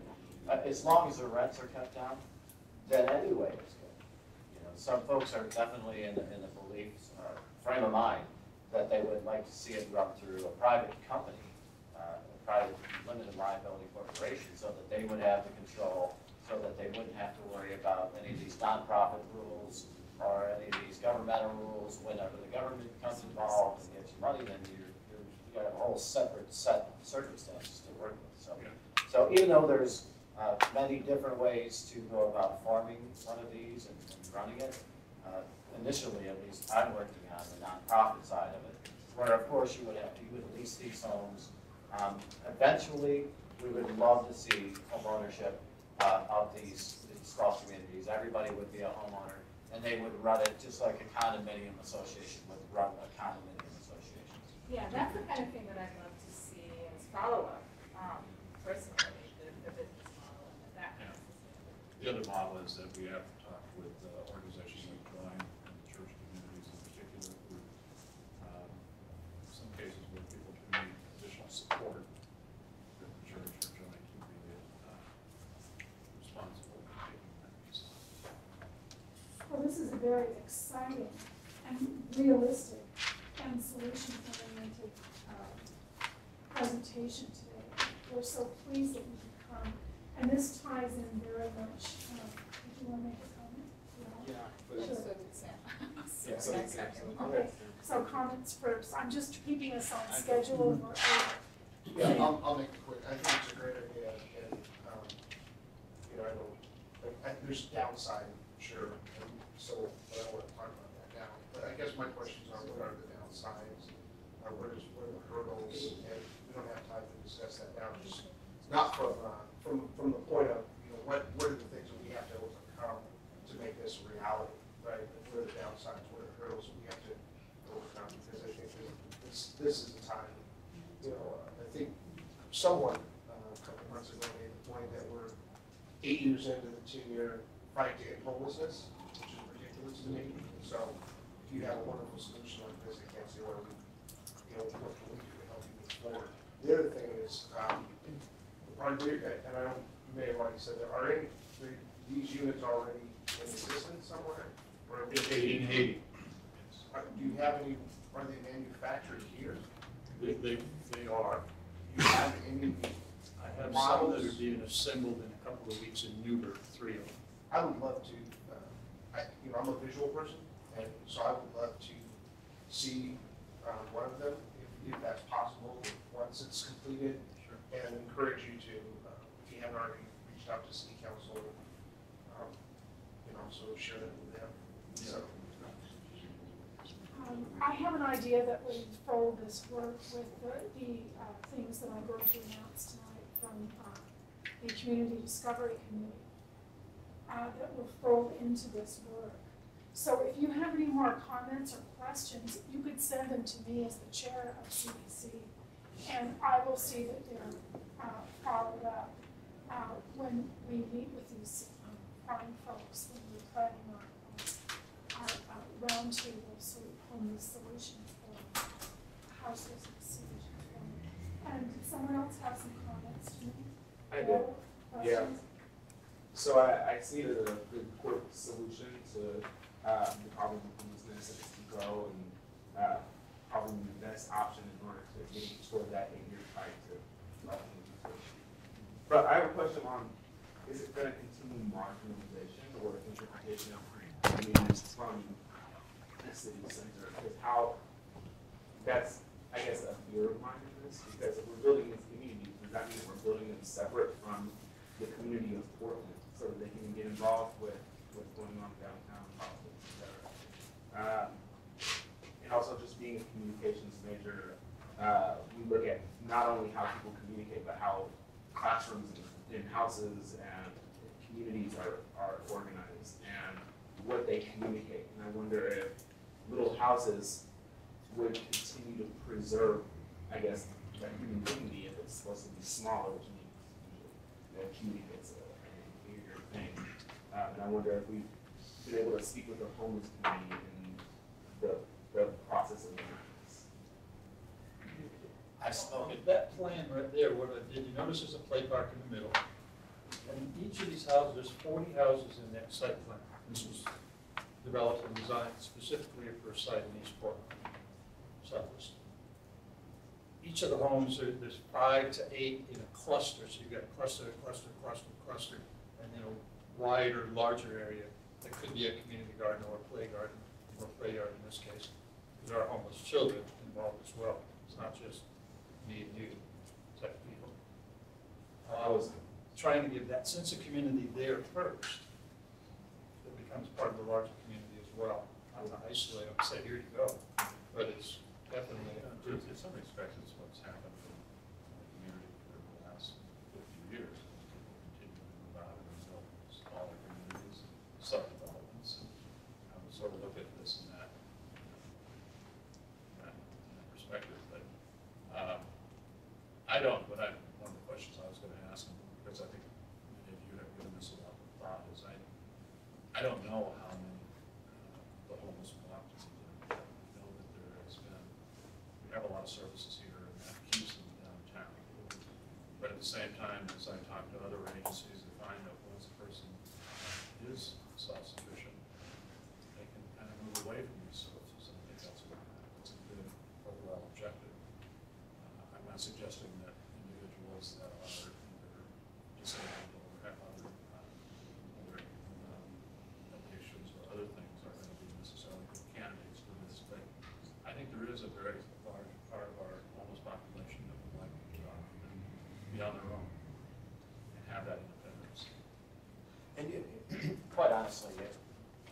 we spend a lot of time downtown, so we see a lot of homeless people downtown. And so in our minds, we think that most homeless people come downtown. The fact of the matter is that there are homeless people all over the city, and they live in some horrendous situations out there, way out in the sticks. So the vast majority of the homeless people, you'll never see them. They hide. A lot of them are ashamed of being homeless in the first place. But we went to Lentz because Lentz has a lot of homeless people in Lentz. We're going to St. John's because St. John's has a lot of homeless people in St. John's. So just because we want to build one in Lentz or build one in St. John's does not mean, by any stretch of the imagination, that we're trying to pick one section of the city and try to improve it over the other. Those two places are large. There's a lot of vacant land out there, and they have a large homeless population. So that's why we picked those spots. But hopefully in the future, if these two come to fruition, then there'll be in a lot of neighborhoods, not just on the outskirts of the city. Thank you so much for coming. This has been a very important and heartwarming presentation. Now I know why I loved teaching school in the St. John's community, a community with a very big heart. Our Community Discovery Committee is in the process of creating a roundtable houselessness solutions forum, and we hope that you will want to be a part of that. And then our members that are so curious, that really want to hear more about what you're doing, will have a chance for that. And we look forward to working with you. I want to give you my personal contact information and to all of you, and we will be in touch because my very thought would be tonight I'm going to give a short report on what we're doing with the Community Discovery Committee. And I congratulate you for coming up with a humane and great solution for a dire problem. Thank you so much. Thank you. Thank you.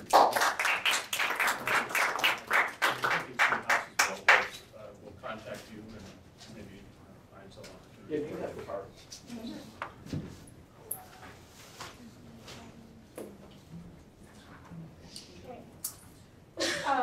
We do want to hear from the public tonight, and we have several committee reports. See, am I on task here? Okay. Yeah. Right.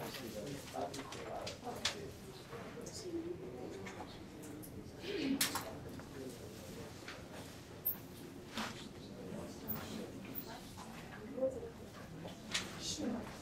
So,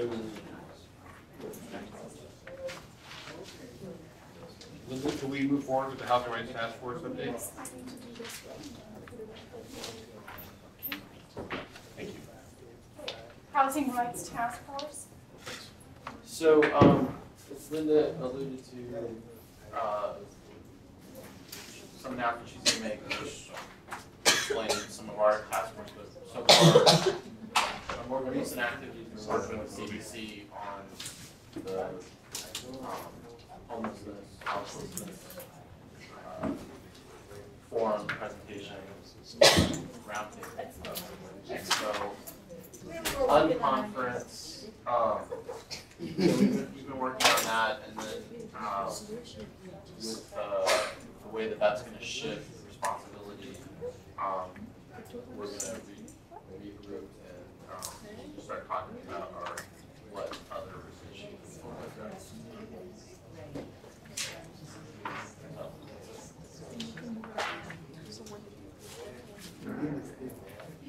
And CPOC is next. CPRC, you're the facilitator, is that right?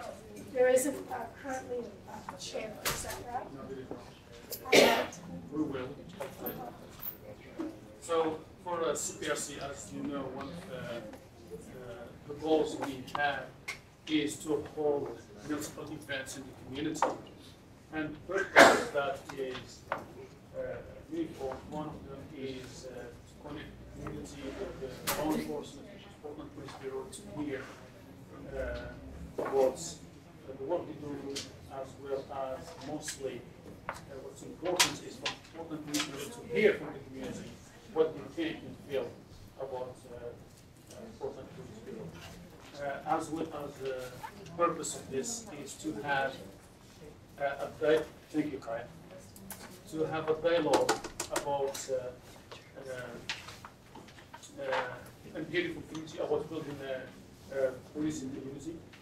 And so last month, we held one, and who facilitated the coordination is Patricia, and he's a community member of the committee. And it was at Miracles Club on MLK. And it was a very rich, actually, dialogue. There were a lot of members of our community who are majority who are African American. And as you know, those who feel a lot of discriminated against or get pulled over, kids or neighbors get pulled over often more than other racial group in our community. And it was a very rich, actually, important dialogue.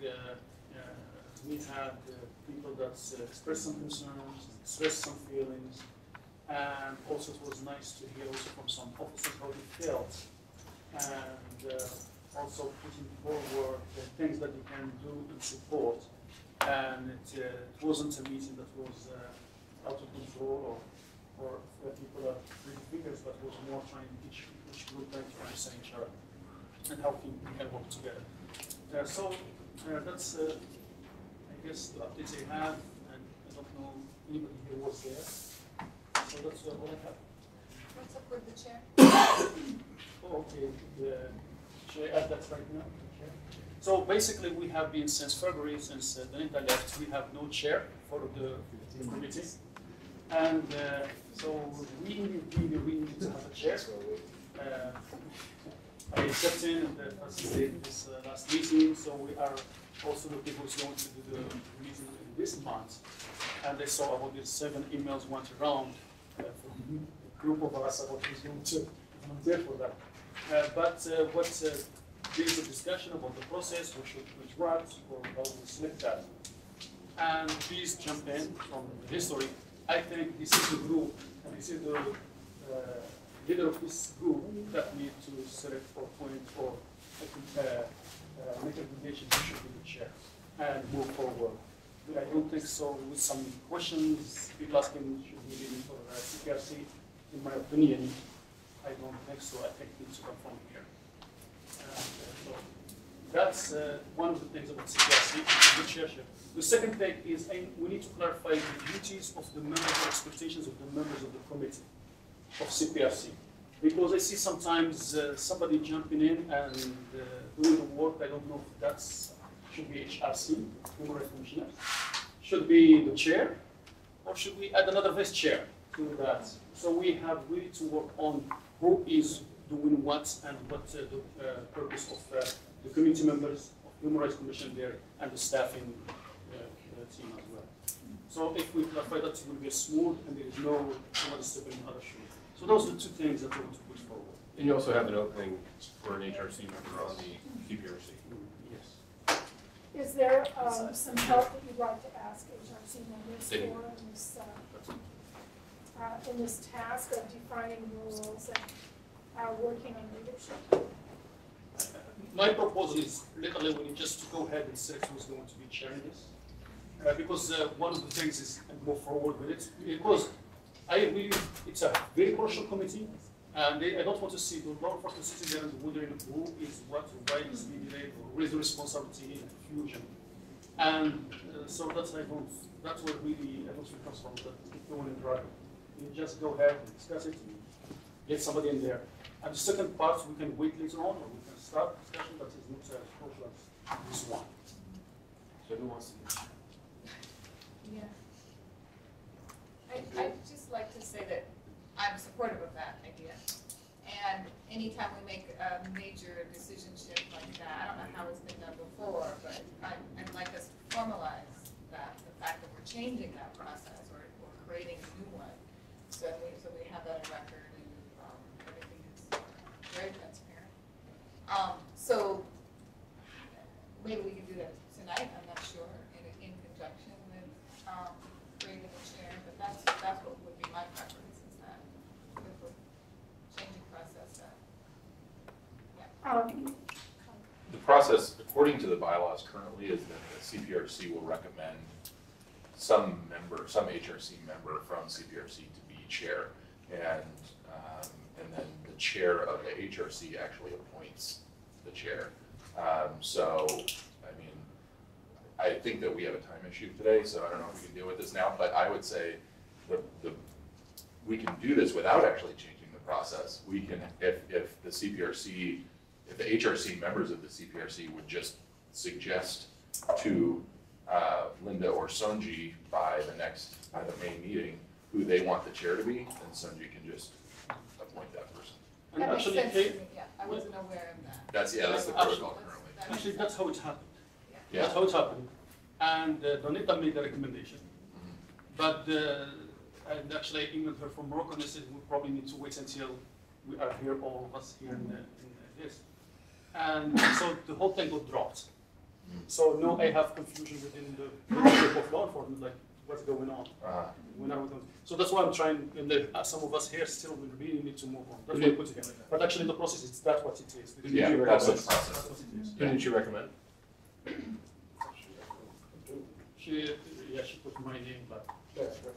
So I would say just by the next meeting, make sure that Sonji, because I think Sonji will be back for the next meeting, make sure that Sonji gets the recommendation from the HRC members of the CPRC. She can appoint the chair and be done. Yeah. Okay, so you will communicate with Sonji. Yeah. And you can talk to us on the executive committee about making sure that happens by the next meeting. And we'll make sure it happens. Yeah. So just we need to decide who's facilitating. You guys get to decide. You guys get to pick. I think, Abdul, can you facilitate the next meeting? I'd be happy to continue facilitate the next one until we pick up one. Yeah. We're talking to you later. So I'd be happy to do that. Thank you. That's awesome. Thank you. We have 5 minutes. So I have a report from Alan, who couldn't be here tonight, about some HTTF things and about the next meeting. And then I have a CBC report. I think I can do Alan's report in 5 minutes before our deputy city attorney is due for her presentation.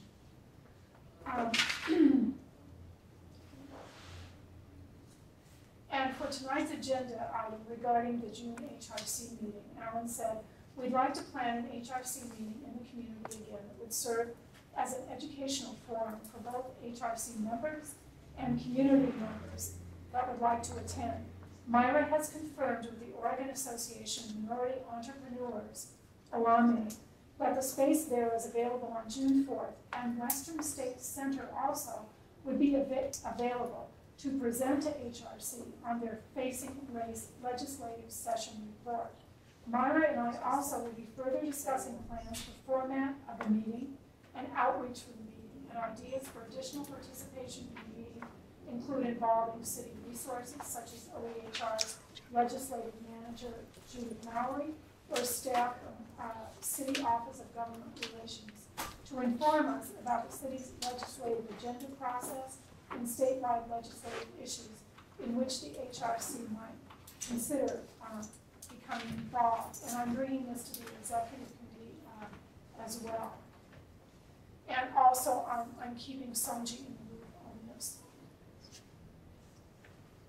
And then he said, at tonight's HRC meeting, we're asking this information about the June meeting be provided to HRC members to ask for their input on moving these meeting plans forward for June.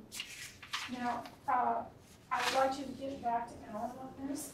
Do members feel that this plan would be of value to HRC? And do members have additional input or feedback from Myra or I as we move this plan forward, such as meeting format, organization, or outreach? I don't believe this action regarding the June meeting requires a motion or HRC vote, but you're welcome to invite one if you deem that necessary for any decisions. I'm planning to further discuss this item at our next executive meeting. And he mentions that the Fair Housing Bus Tour can take place in either June or July, and he wants to know if you have any dates that you could not attend the Fair Housing Bus Tour. If you have dates that you're not available in June or July, please email Alan about that so he can coordinate with Diane Hess. So that is Alan's report about fair housing issues. And he's passed out this announcement about a fair housing event at the Jewish Museum Thursday, April 10th. Can you clarify one thing? You spoke about legislative agenda information. Was that regarding the housing task force, or was that something additional? I think that's the Facing Race legislative report. The Western states, whatever. And I think that what Myra and Alan were looking into is whether they would be available to speak at a June meeting at OAMI. And so Myra confirmed that OAMI would be available for the June meeting if we wanted to go into the community for a meeting. We've done it there before and it's great. And also that we could, that Western states are available for the presentation. So. Right. And this was a lot of information. I can email it to you tonight. I just got it this afternoon. Yeah, I just So, want to put in, sorry. I just wanted to put another plug in for that if we go to OAMI in June, we want to coordinate the extra hours. Okay. Right. And I think, well, actually, we did discuss that with Myra at the executive committee meeting because she presented this idea there, and she suggested that she would check with OAMI to see if they were available, if we would be able to go early. And so my assumption, and I could be proven wrong later, is that she did do that, and that the time at OAMI would include that early session. Thanks very much for your patience with all this information. And now we'd like to hear from our deputy city attorney.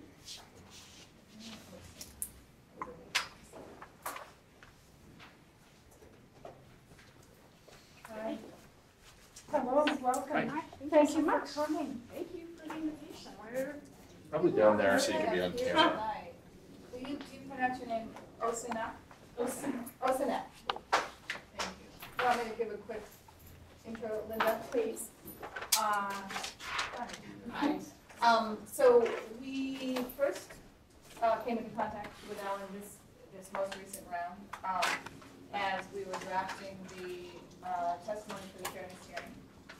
And through OEHR, we heard that there was a concern from the office of the city attorney's office regarding our testimony. And I'm not going to go all into that in terms of what we were hearing at that time, because I think I'll let you just come forward and say it on your own accord.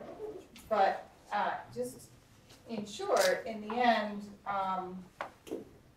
we ended up testifying, but before we ended up testifying, there was some confusion and lack of clarity around the concerns coming from the city attorney's office, as well as our role as a city body and our working relationship with that body. And so eventually Malloy and I did sit down with Ellen, and at that point you asked for a video with HRC, and that was not available for our last meeting, so she's here with us today.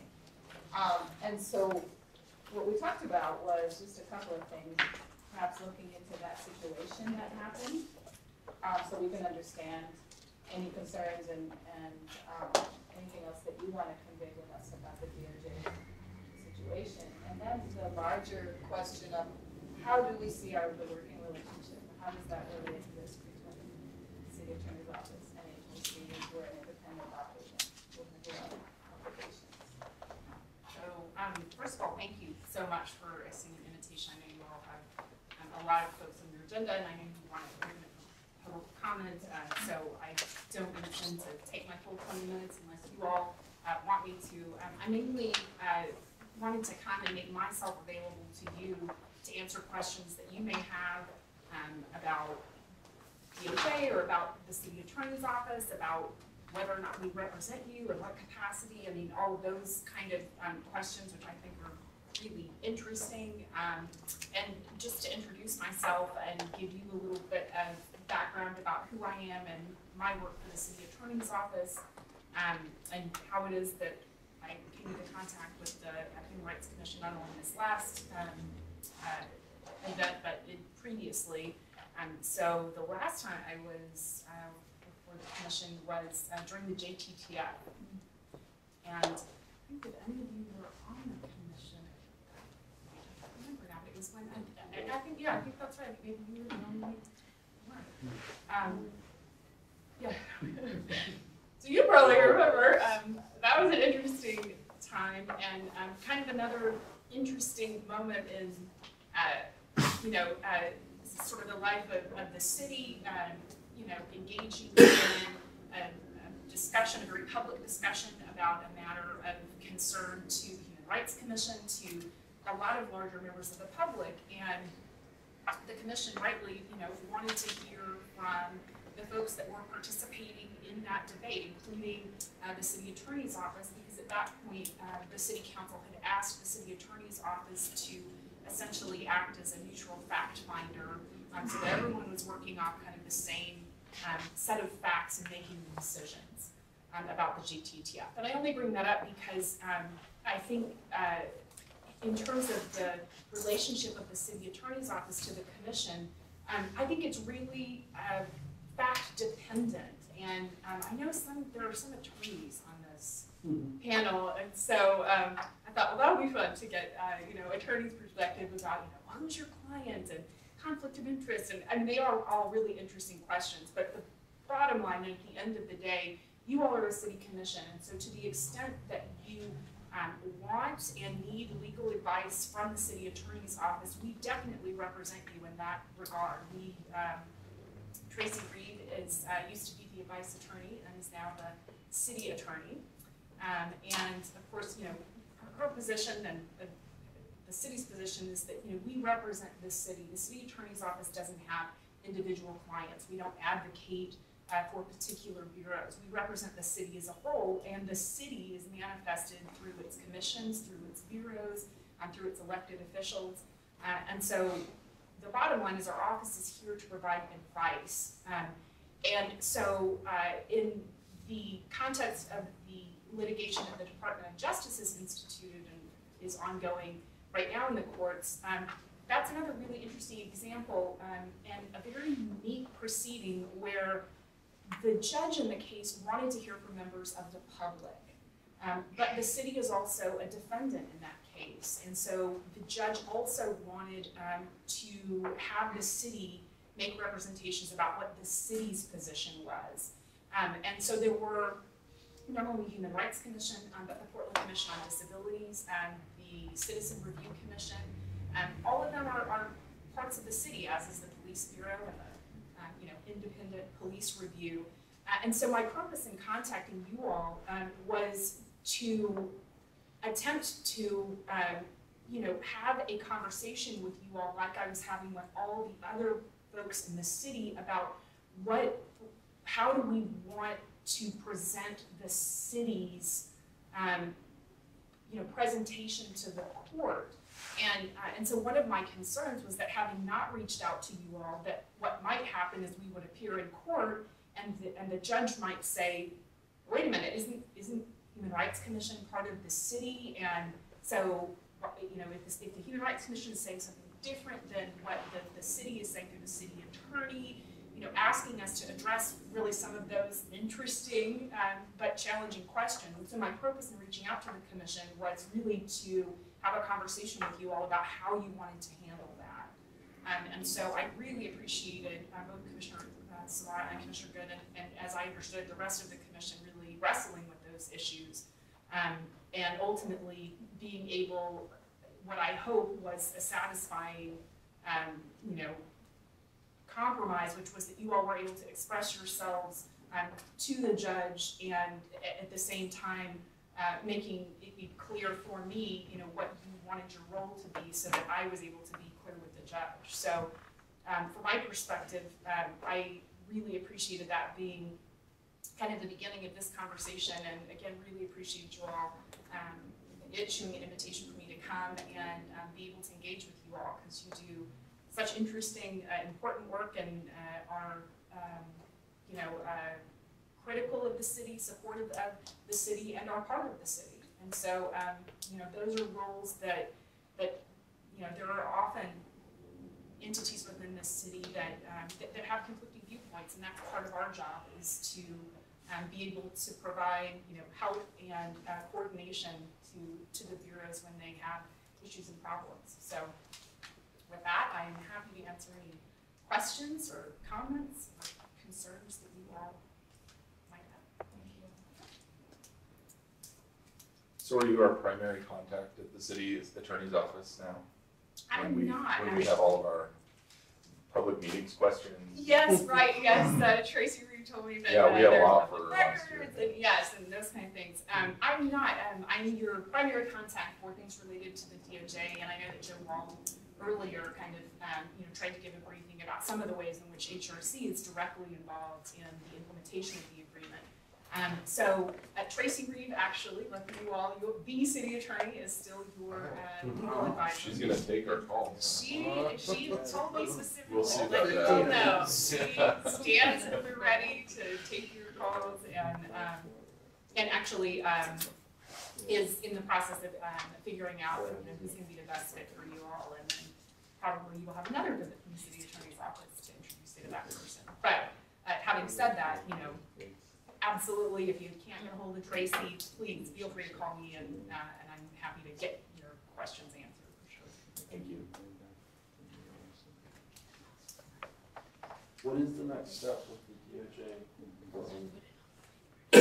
lawsuit? Good question. So I think the best answer I can give you is I'm not sure.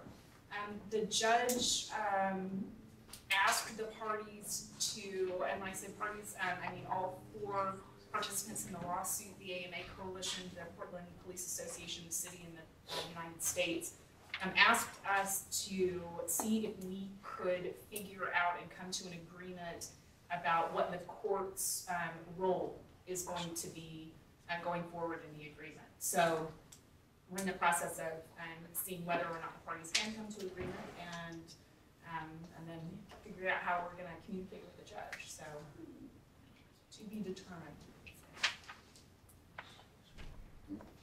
Full disclosure, I'm part of the AMA Coalition Yes. Committee, and I cannot speak about this matter because I'm bound by confidentiality.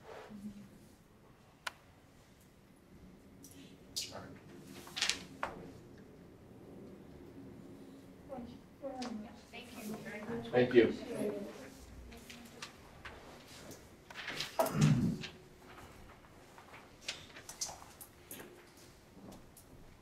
So it looks like we're on law enforcement review. Yes. With any updates?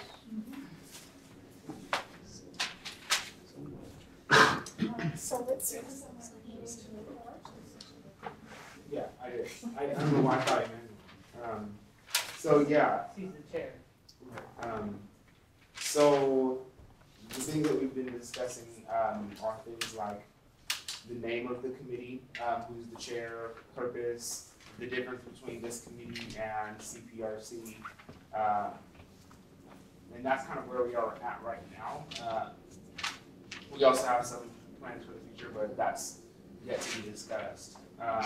So the name of the committee that we have is the Law Enforcement Review Committee, and then to avoid, Law Enforcement Review Committee. Which will not be known as LERC. Which will be will known not. as LER Committee. The LER Committee. So there's that. We're not really prepared to share the purpose statement yet. We want to solidify it with us first. But as far as some differences between the CPRC and this, so you know, we will be able to focus on things like prisons, the DOJ, all law enforcement. So it's a very broad kind of thing. New Jim Crow, etc. So yeah, that's where we're at right now. And if you guys have any questions, feel free to ask. Are there any plans for you to go to the CPRC to explain to them what the differences are? So, and if they know the existence of your committee? I think they know the existence, but we should do that. So yeah. Very good suggestion. And one of the things I think that we, because we asked ourselves the question, that we should say who the group is, right? Abdul and Diallo and Amy and myself, and the chair is Emmanuel Price. Am I missing anyone? This would be a committee that would examine systems, focus on systems in particular, policies and practices, as opposed to individual incidents. Yeah, that's what we talked about. I'm not sure that we actually decided that as a whole, but that's what we were meeting last time. And you'll be posting your meeting time, so maybe other HRC members who are Yes.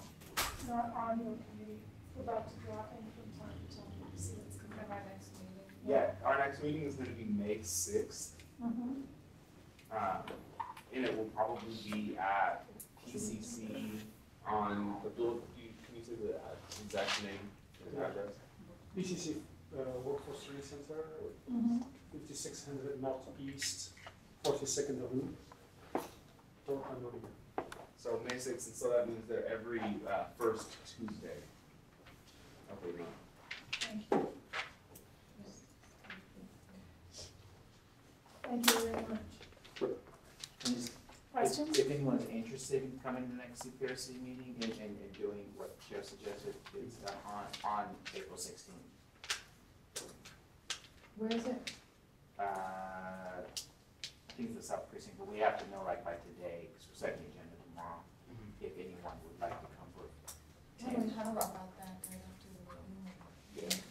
I would be interested to find out the difference between the two, CPRC and the LAR. I think by the next meeting, we should be able to have a purpose statement that includes the difference, an explanation of the difference. I think the suggestion would be May's meeting better. May's meeting would be better because a lot of times they more forward. Otherwise, we're going to confuse working principle in this meeting because we have things that on our agenda. And I want to follow up on a dangling thing that relates to law enforcement, and that's our communication with the mayor around the PPP liaison piece. So that was something that Sam brought up, but I don't want it to get lost, and I want to be sure that we're picking it up, whoever needs to pick it up, if it's Kyle continues or Linda, the chair of this new committee, shall. What exactly do you want to pick up? So if The question to the mayor about how the liaison was selected. The process. Yeah. I think you would The chair, I invited the the mayor to a meeting, and he actually indicated that, I think it was last month's meeting, however it happened, we crossed signals.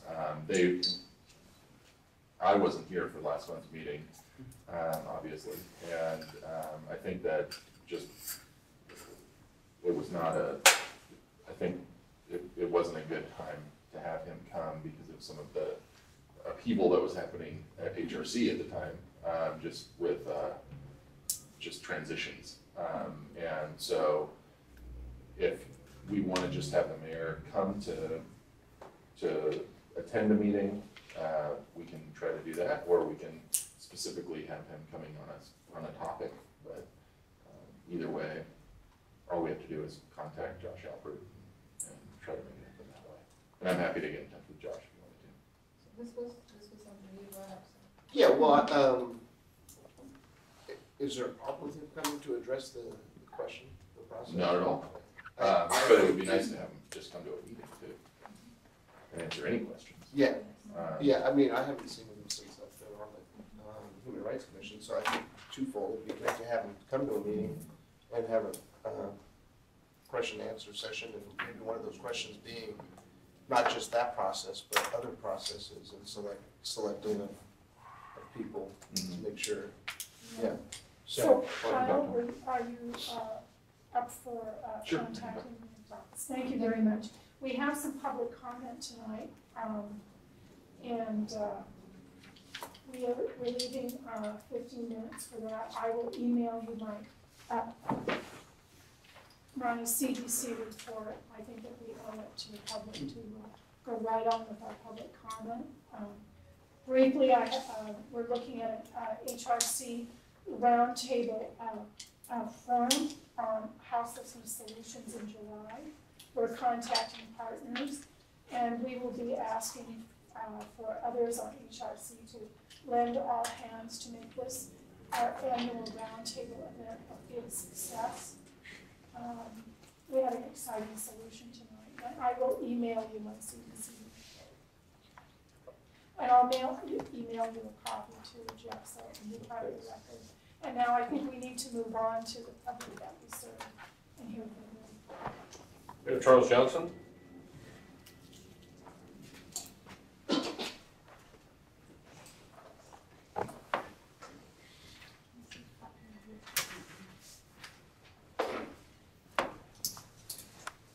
Welcome. Thank you, Commissioners. For Mr. Joe Angbedy's recording, I'm Charles Johnson.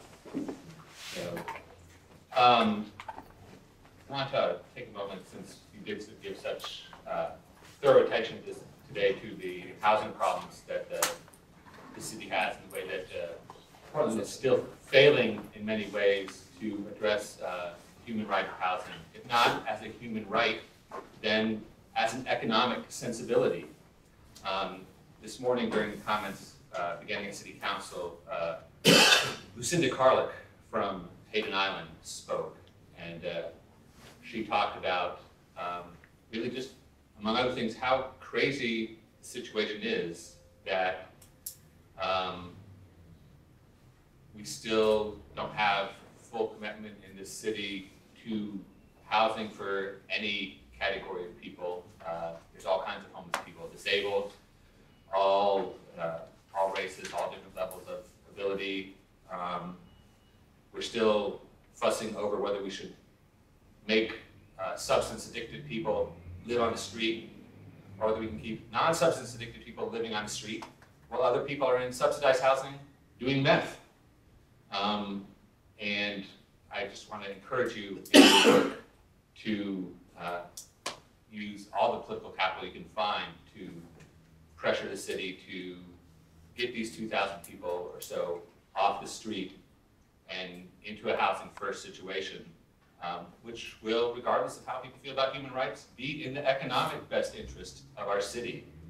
Our city likes to, we had a short presentation about the Portland flag, and we talked about city branding.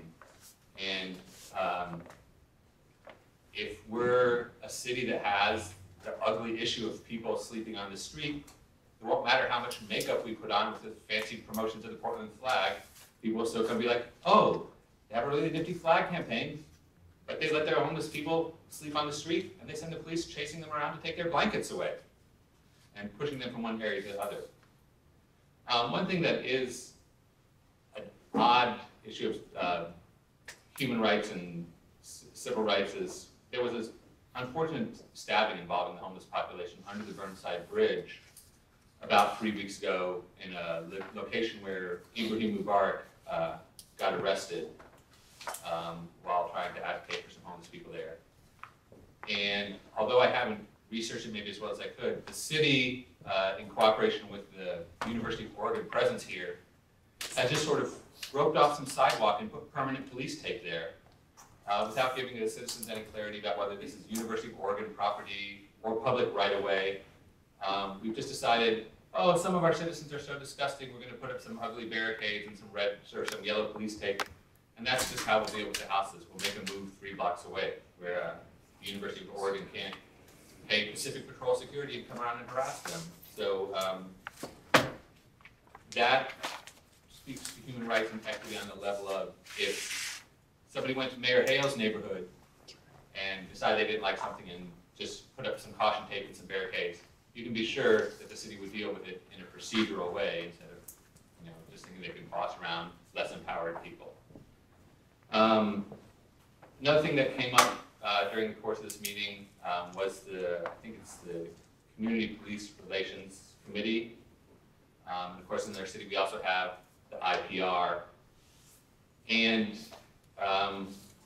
both this commission, the people in those offices, and generally people on the left, find ourselves in an unfortunate situation where, while we would like the IPR and the CPRC to lead to less police violence against the city, or against the citizens of the city, we often find that many of the citizens feel that the CPRC and the IPR are apologists for the police, not necessarily explicitly, but there's never real accountability in the police department. There's a CPRC and there's an IPR with an unknown or an unclear number of man hours. But I don't know if we have a way to, or if there are any real concrete results about improvement in policing. I know that the context I have with minority and poor people, and even middle-class white people who sometimes encounter the police, is they still feel that our police are selectively respectful of human rights and civil rights. And we need to find more leverage to make sure that the police officers who want respect as human beings provide respect to every human being that's inside the city. The other thing I would like to hear more of, somewhere in my stuff, I have a nifty little pamphlet of the UN Declaration of Human Rights. And it has a very interesting stamp on the back of that little pamphlet. I'm pretty sure it says Human Rights Commission, City of Portland. And that's a very aspirational document. I know that we have a political spectrum in here. Some people are not even really enthusiasts of the United Nations itself for whatever conspiratorial reasons they have, but everything that is in the Declaration of Human Rights is worthy of aspiring to. And I hope that we will reference that more and see countries that are doing a better job of setting a baseline for human rights, whether it's, particularly it's easy to think of the European countries, Canada, countries that don't incarcerate so much of their population. I think that's one thing that we have yet to really talk about a lot in the human rights context, is how mass incarceration, both criminal and the detention stuff that's going on in Tacoma now, where people are hunger striking, really undermines the quality of life and the ability for us to have the success that we really like to have. The unemployment number here is a little cooked. It doesn't really take into consideration also the number of people that are in prison and how selectively laws are enforced so that prison disparately impacts minority communities here. So I look forward to that maybe being an agenda item in the future. Thank you. Thank you. I think that we're all on the same wavelength at this table. And our HRC has been working on houselessness issues, interviewing people in the streets after sweeps, visiting our homeless communities, and we are working on a houselessness solutions forum. And we have just formed a new committee to have our law enforcement oversight. So we so appreciate that you came today as an advocate, and we wish we had more time. I appreciate that. And just to the presentation that Withey did, I hope that we'll be able to kind of foment some more discussion of that in the community, because it seems to be a way to expand something like what Habitat for Humanity does to single people. Habitat for Humanity basically serves single parents or multi-parent families, and so that seems like a project that really will address single people that are in need. Thank you. Thank you. Thank you. Did you hear about when the hearing is going to be July? Is it that there's going to be a hearing on issues around homelessness and housing? Thank you. We want to make sure you're there and would welcome your suggestions for agenda items. Yeah. Yes, it will be a houselessness solutions roundtable forum. All right. In July. So be sure that we capture your contact information. I trust Jeff to make sure I go. Right, and Jeff? He's on Facebook. We know where to find him. Up next, we have Levon Heaster from Portland Commission on Disability.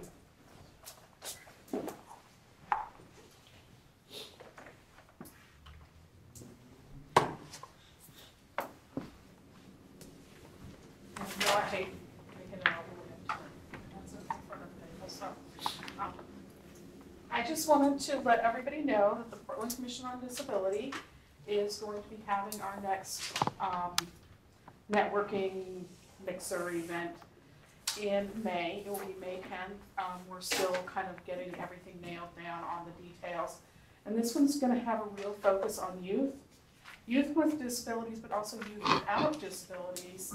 We're working with the New Portlanders program to try and bring in some folks from that community. I believe it will be at PSU. And we're gonna focus on talents and making it really fun because we don't wanna bore youth with all us old people being old. So we wanna focus on them coming in and having some fun and entertaining us, but also getting some information about what their needs are in order to be successful. And also because we're about to lose our youth commissioner as she goes off to college, we're also looking for new talent. So if you happen to know young folks with disabilities, with talent, please send them my way. And I see someone taking notes over there, and he's one of the people I'd love to hear from. Gotcha. So all of y'all are invited. Please come out and have fun, and I will make sure Jeff gets that information to you. Thank you. Thank you so much, and thank you for your patience. No biggie. Can I just make a note real quick? Since we have a couple of minutes, we skipped over the public policy update. Thank you. So I was ahead of myself and ready to address all of the roundtable recommendations and how the policy committee may support them. For some reason, I thought we were doing that today, even though your communication was very clear, so that was on me. I was ready. So. Well, but I think, and I'll hold some of this for next time, but what I've realized since our restructuring and everything, when I joined this commission, policy didn't appear to be a focus embedded in a lot of the committees. And then we went through a strategic planning process and restructured, and I was happy to participate and share my feedback about that. I'm very happy with the outcome. And what I'm seeing are policy issues being addressed or embedded in each of the newer committees, and I think that's fabulous. What I don't want to do is have the policy committee be separate then, and so I'm struggling with this. Well, one, we don't have very many members. We have two, and one from the public interested. But everything that's policy related that's come up is being addressed in part in the existing bodies, and I don't want policy to be separate then. So I'm trying to figure out a way to share the information. I'm not sure that the policy committee needs to function like a committee with public meetings at this point, because what I really wanted to do is be supportive and use my policy skills to support the policy needs of each given working body. So that's just sort of where I am right now with this, and I would like to attend all of the meetings. The jobs that I've had haven't allowed me that flexibility at all because of travel or I'm at the Capitol. So there may be more flexibility in the future, and I'll be approaching the existing chairs about what their thoughts are and how I can best support and others can best support, and if there is need for a separate committee and if that would meet less frequently.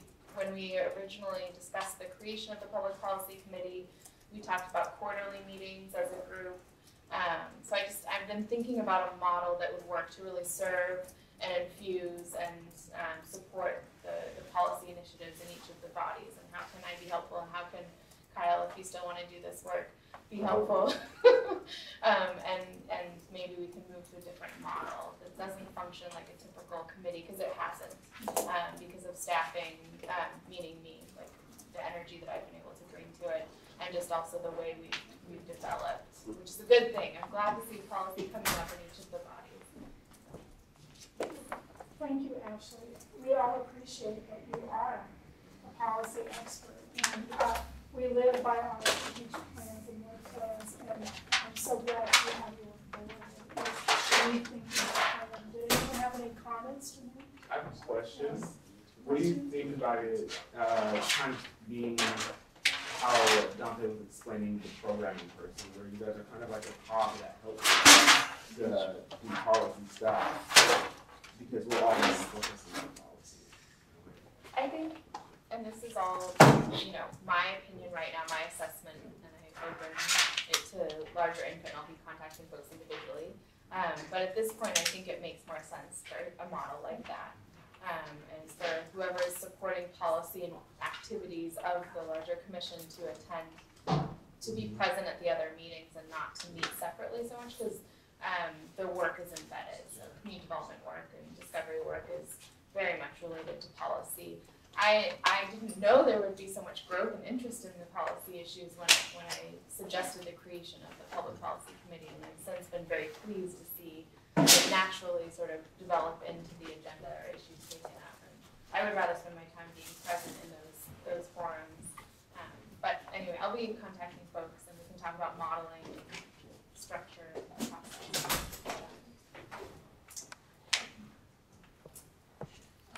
Thank you so much. In our remaining minutes, I'm wondering if we have time to squeeze in an annual report to council follow-up, or should we defer that to the next meeting?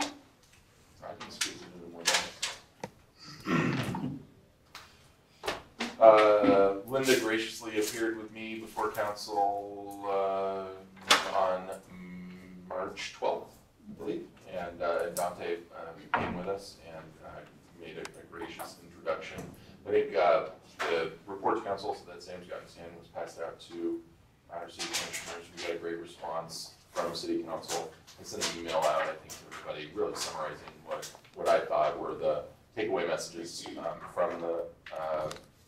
from the report. I think we've got a lot of support at city council right now. I think we're in a good place with our relationships with City Hall, and now is a really good time to be approaching our commissioners with ideas for interfacing with them and actually working with them on building some wins together from a political standpoint, just like we do with our community grassroots organizing.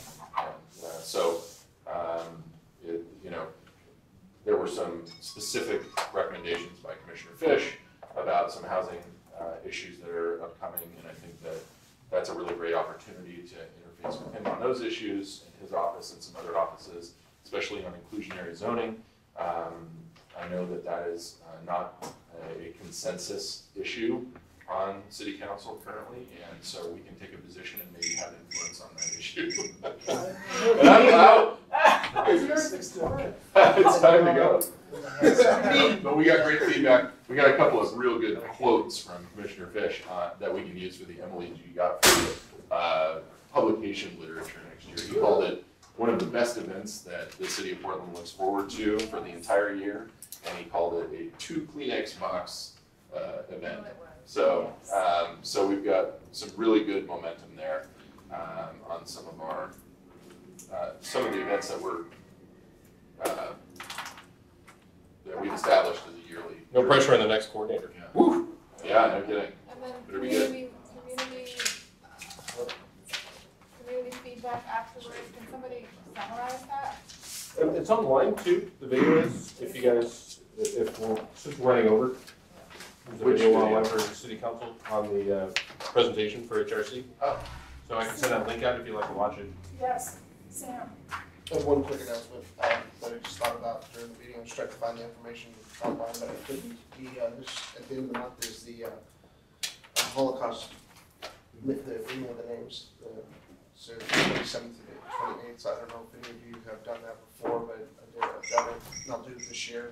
You can sign up. I don't have the information now how to sign up, but if you want to, I'll send it out to everyone. And a lot of people, commissioners, and the mayor go down to Pioneer Square. It's an all-day event, reading of the names, Holocaust, people who died in the Holocaust. So, and if you want to do it, sign up early because it actually has a waiting list. We have a few people do it here in the past. I've done it the last couple of years. I should mention real quick that we just got a letter from the Oregon Jewish Community Foundation thanking us for our donation to the Emily Gottfried Fund. That was a donation that came directly out of the Emily Gottfried Human Rights Awards.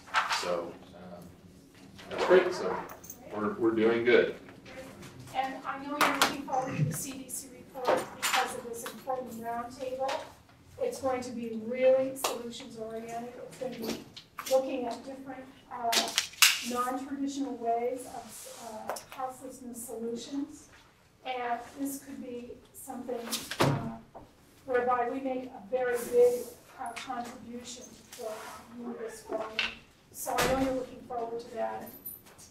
And Vanport, the musical about the Vanport flood, is going to be here on May 30th and 31st. You email this person. I did for tickets. They haven't gotten back to me really quickly, but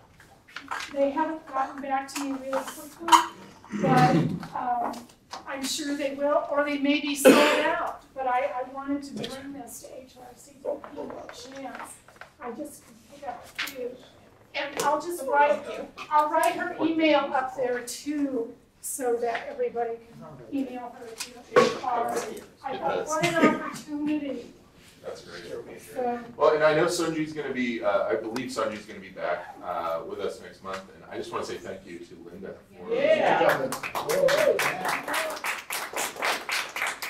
Thank you for giving me an opportunity to learn and grow as a leader. I appreciate it, and all your graciousness for putting up with my meetings. And I just want to say she's been able to do it with keeping her hair sweet. That's not always easy to do. Parking validation. Oh, yeah. Okay. See everybody. Take care. Who's going to see this, and it's not going to happen until later. We're going to do the huddle? I just gotta get this thing. Okay, good seeing you. Wanna look at this?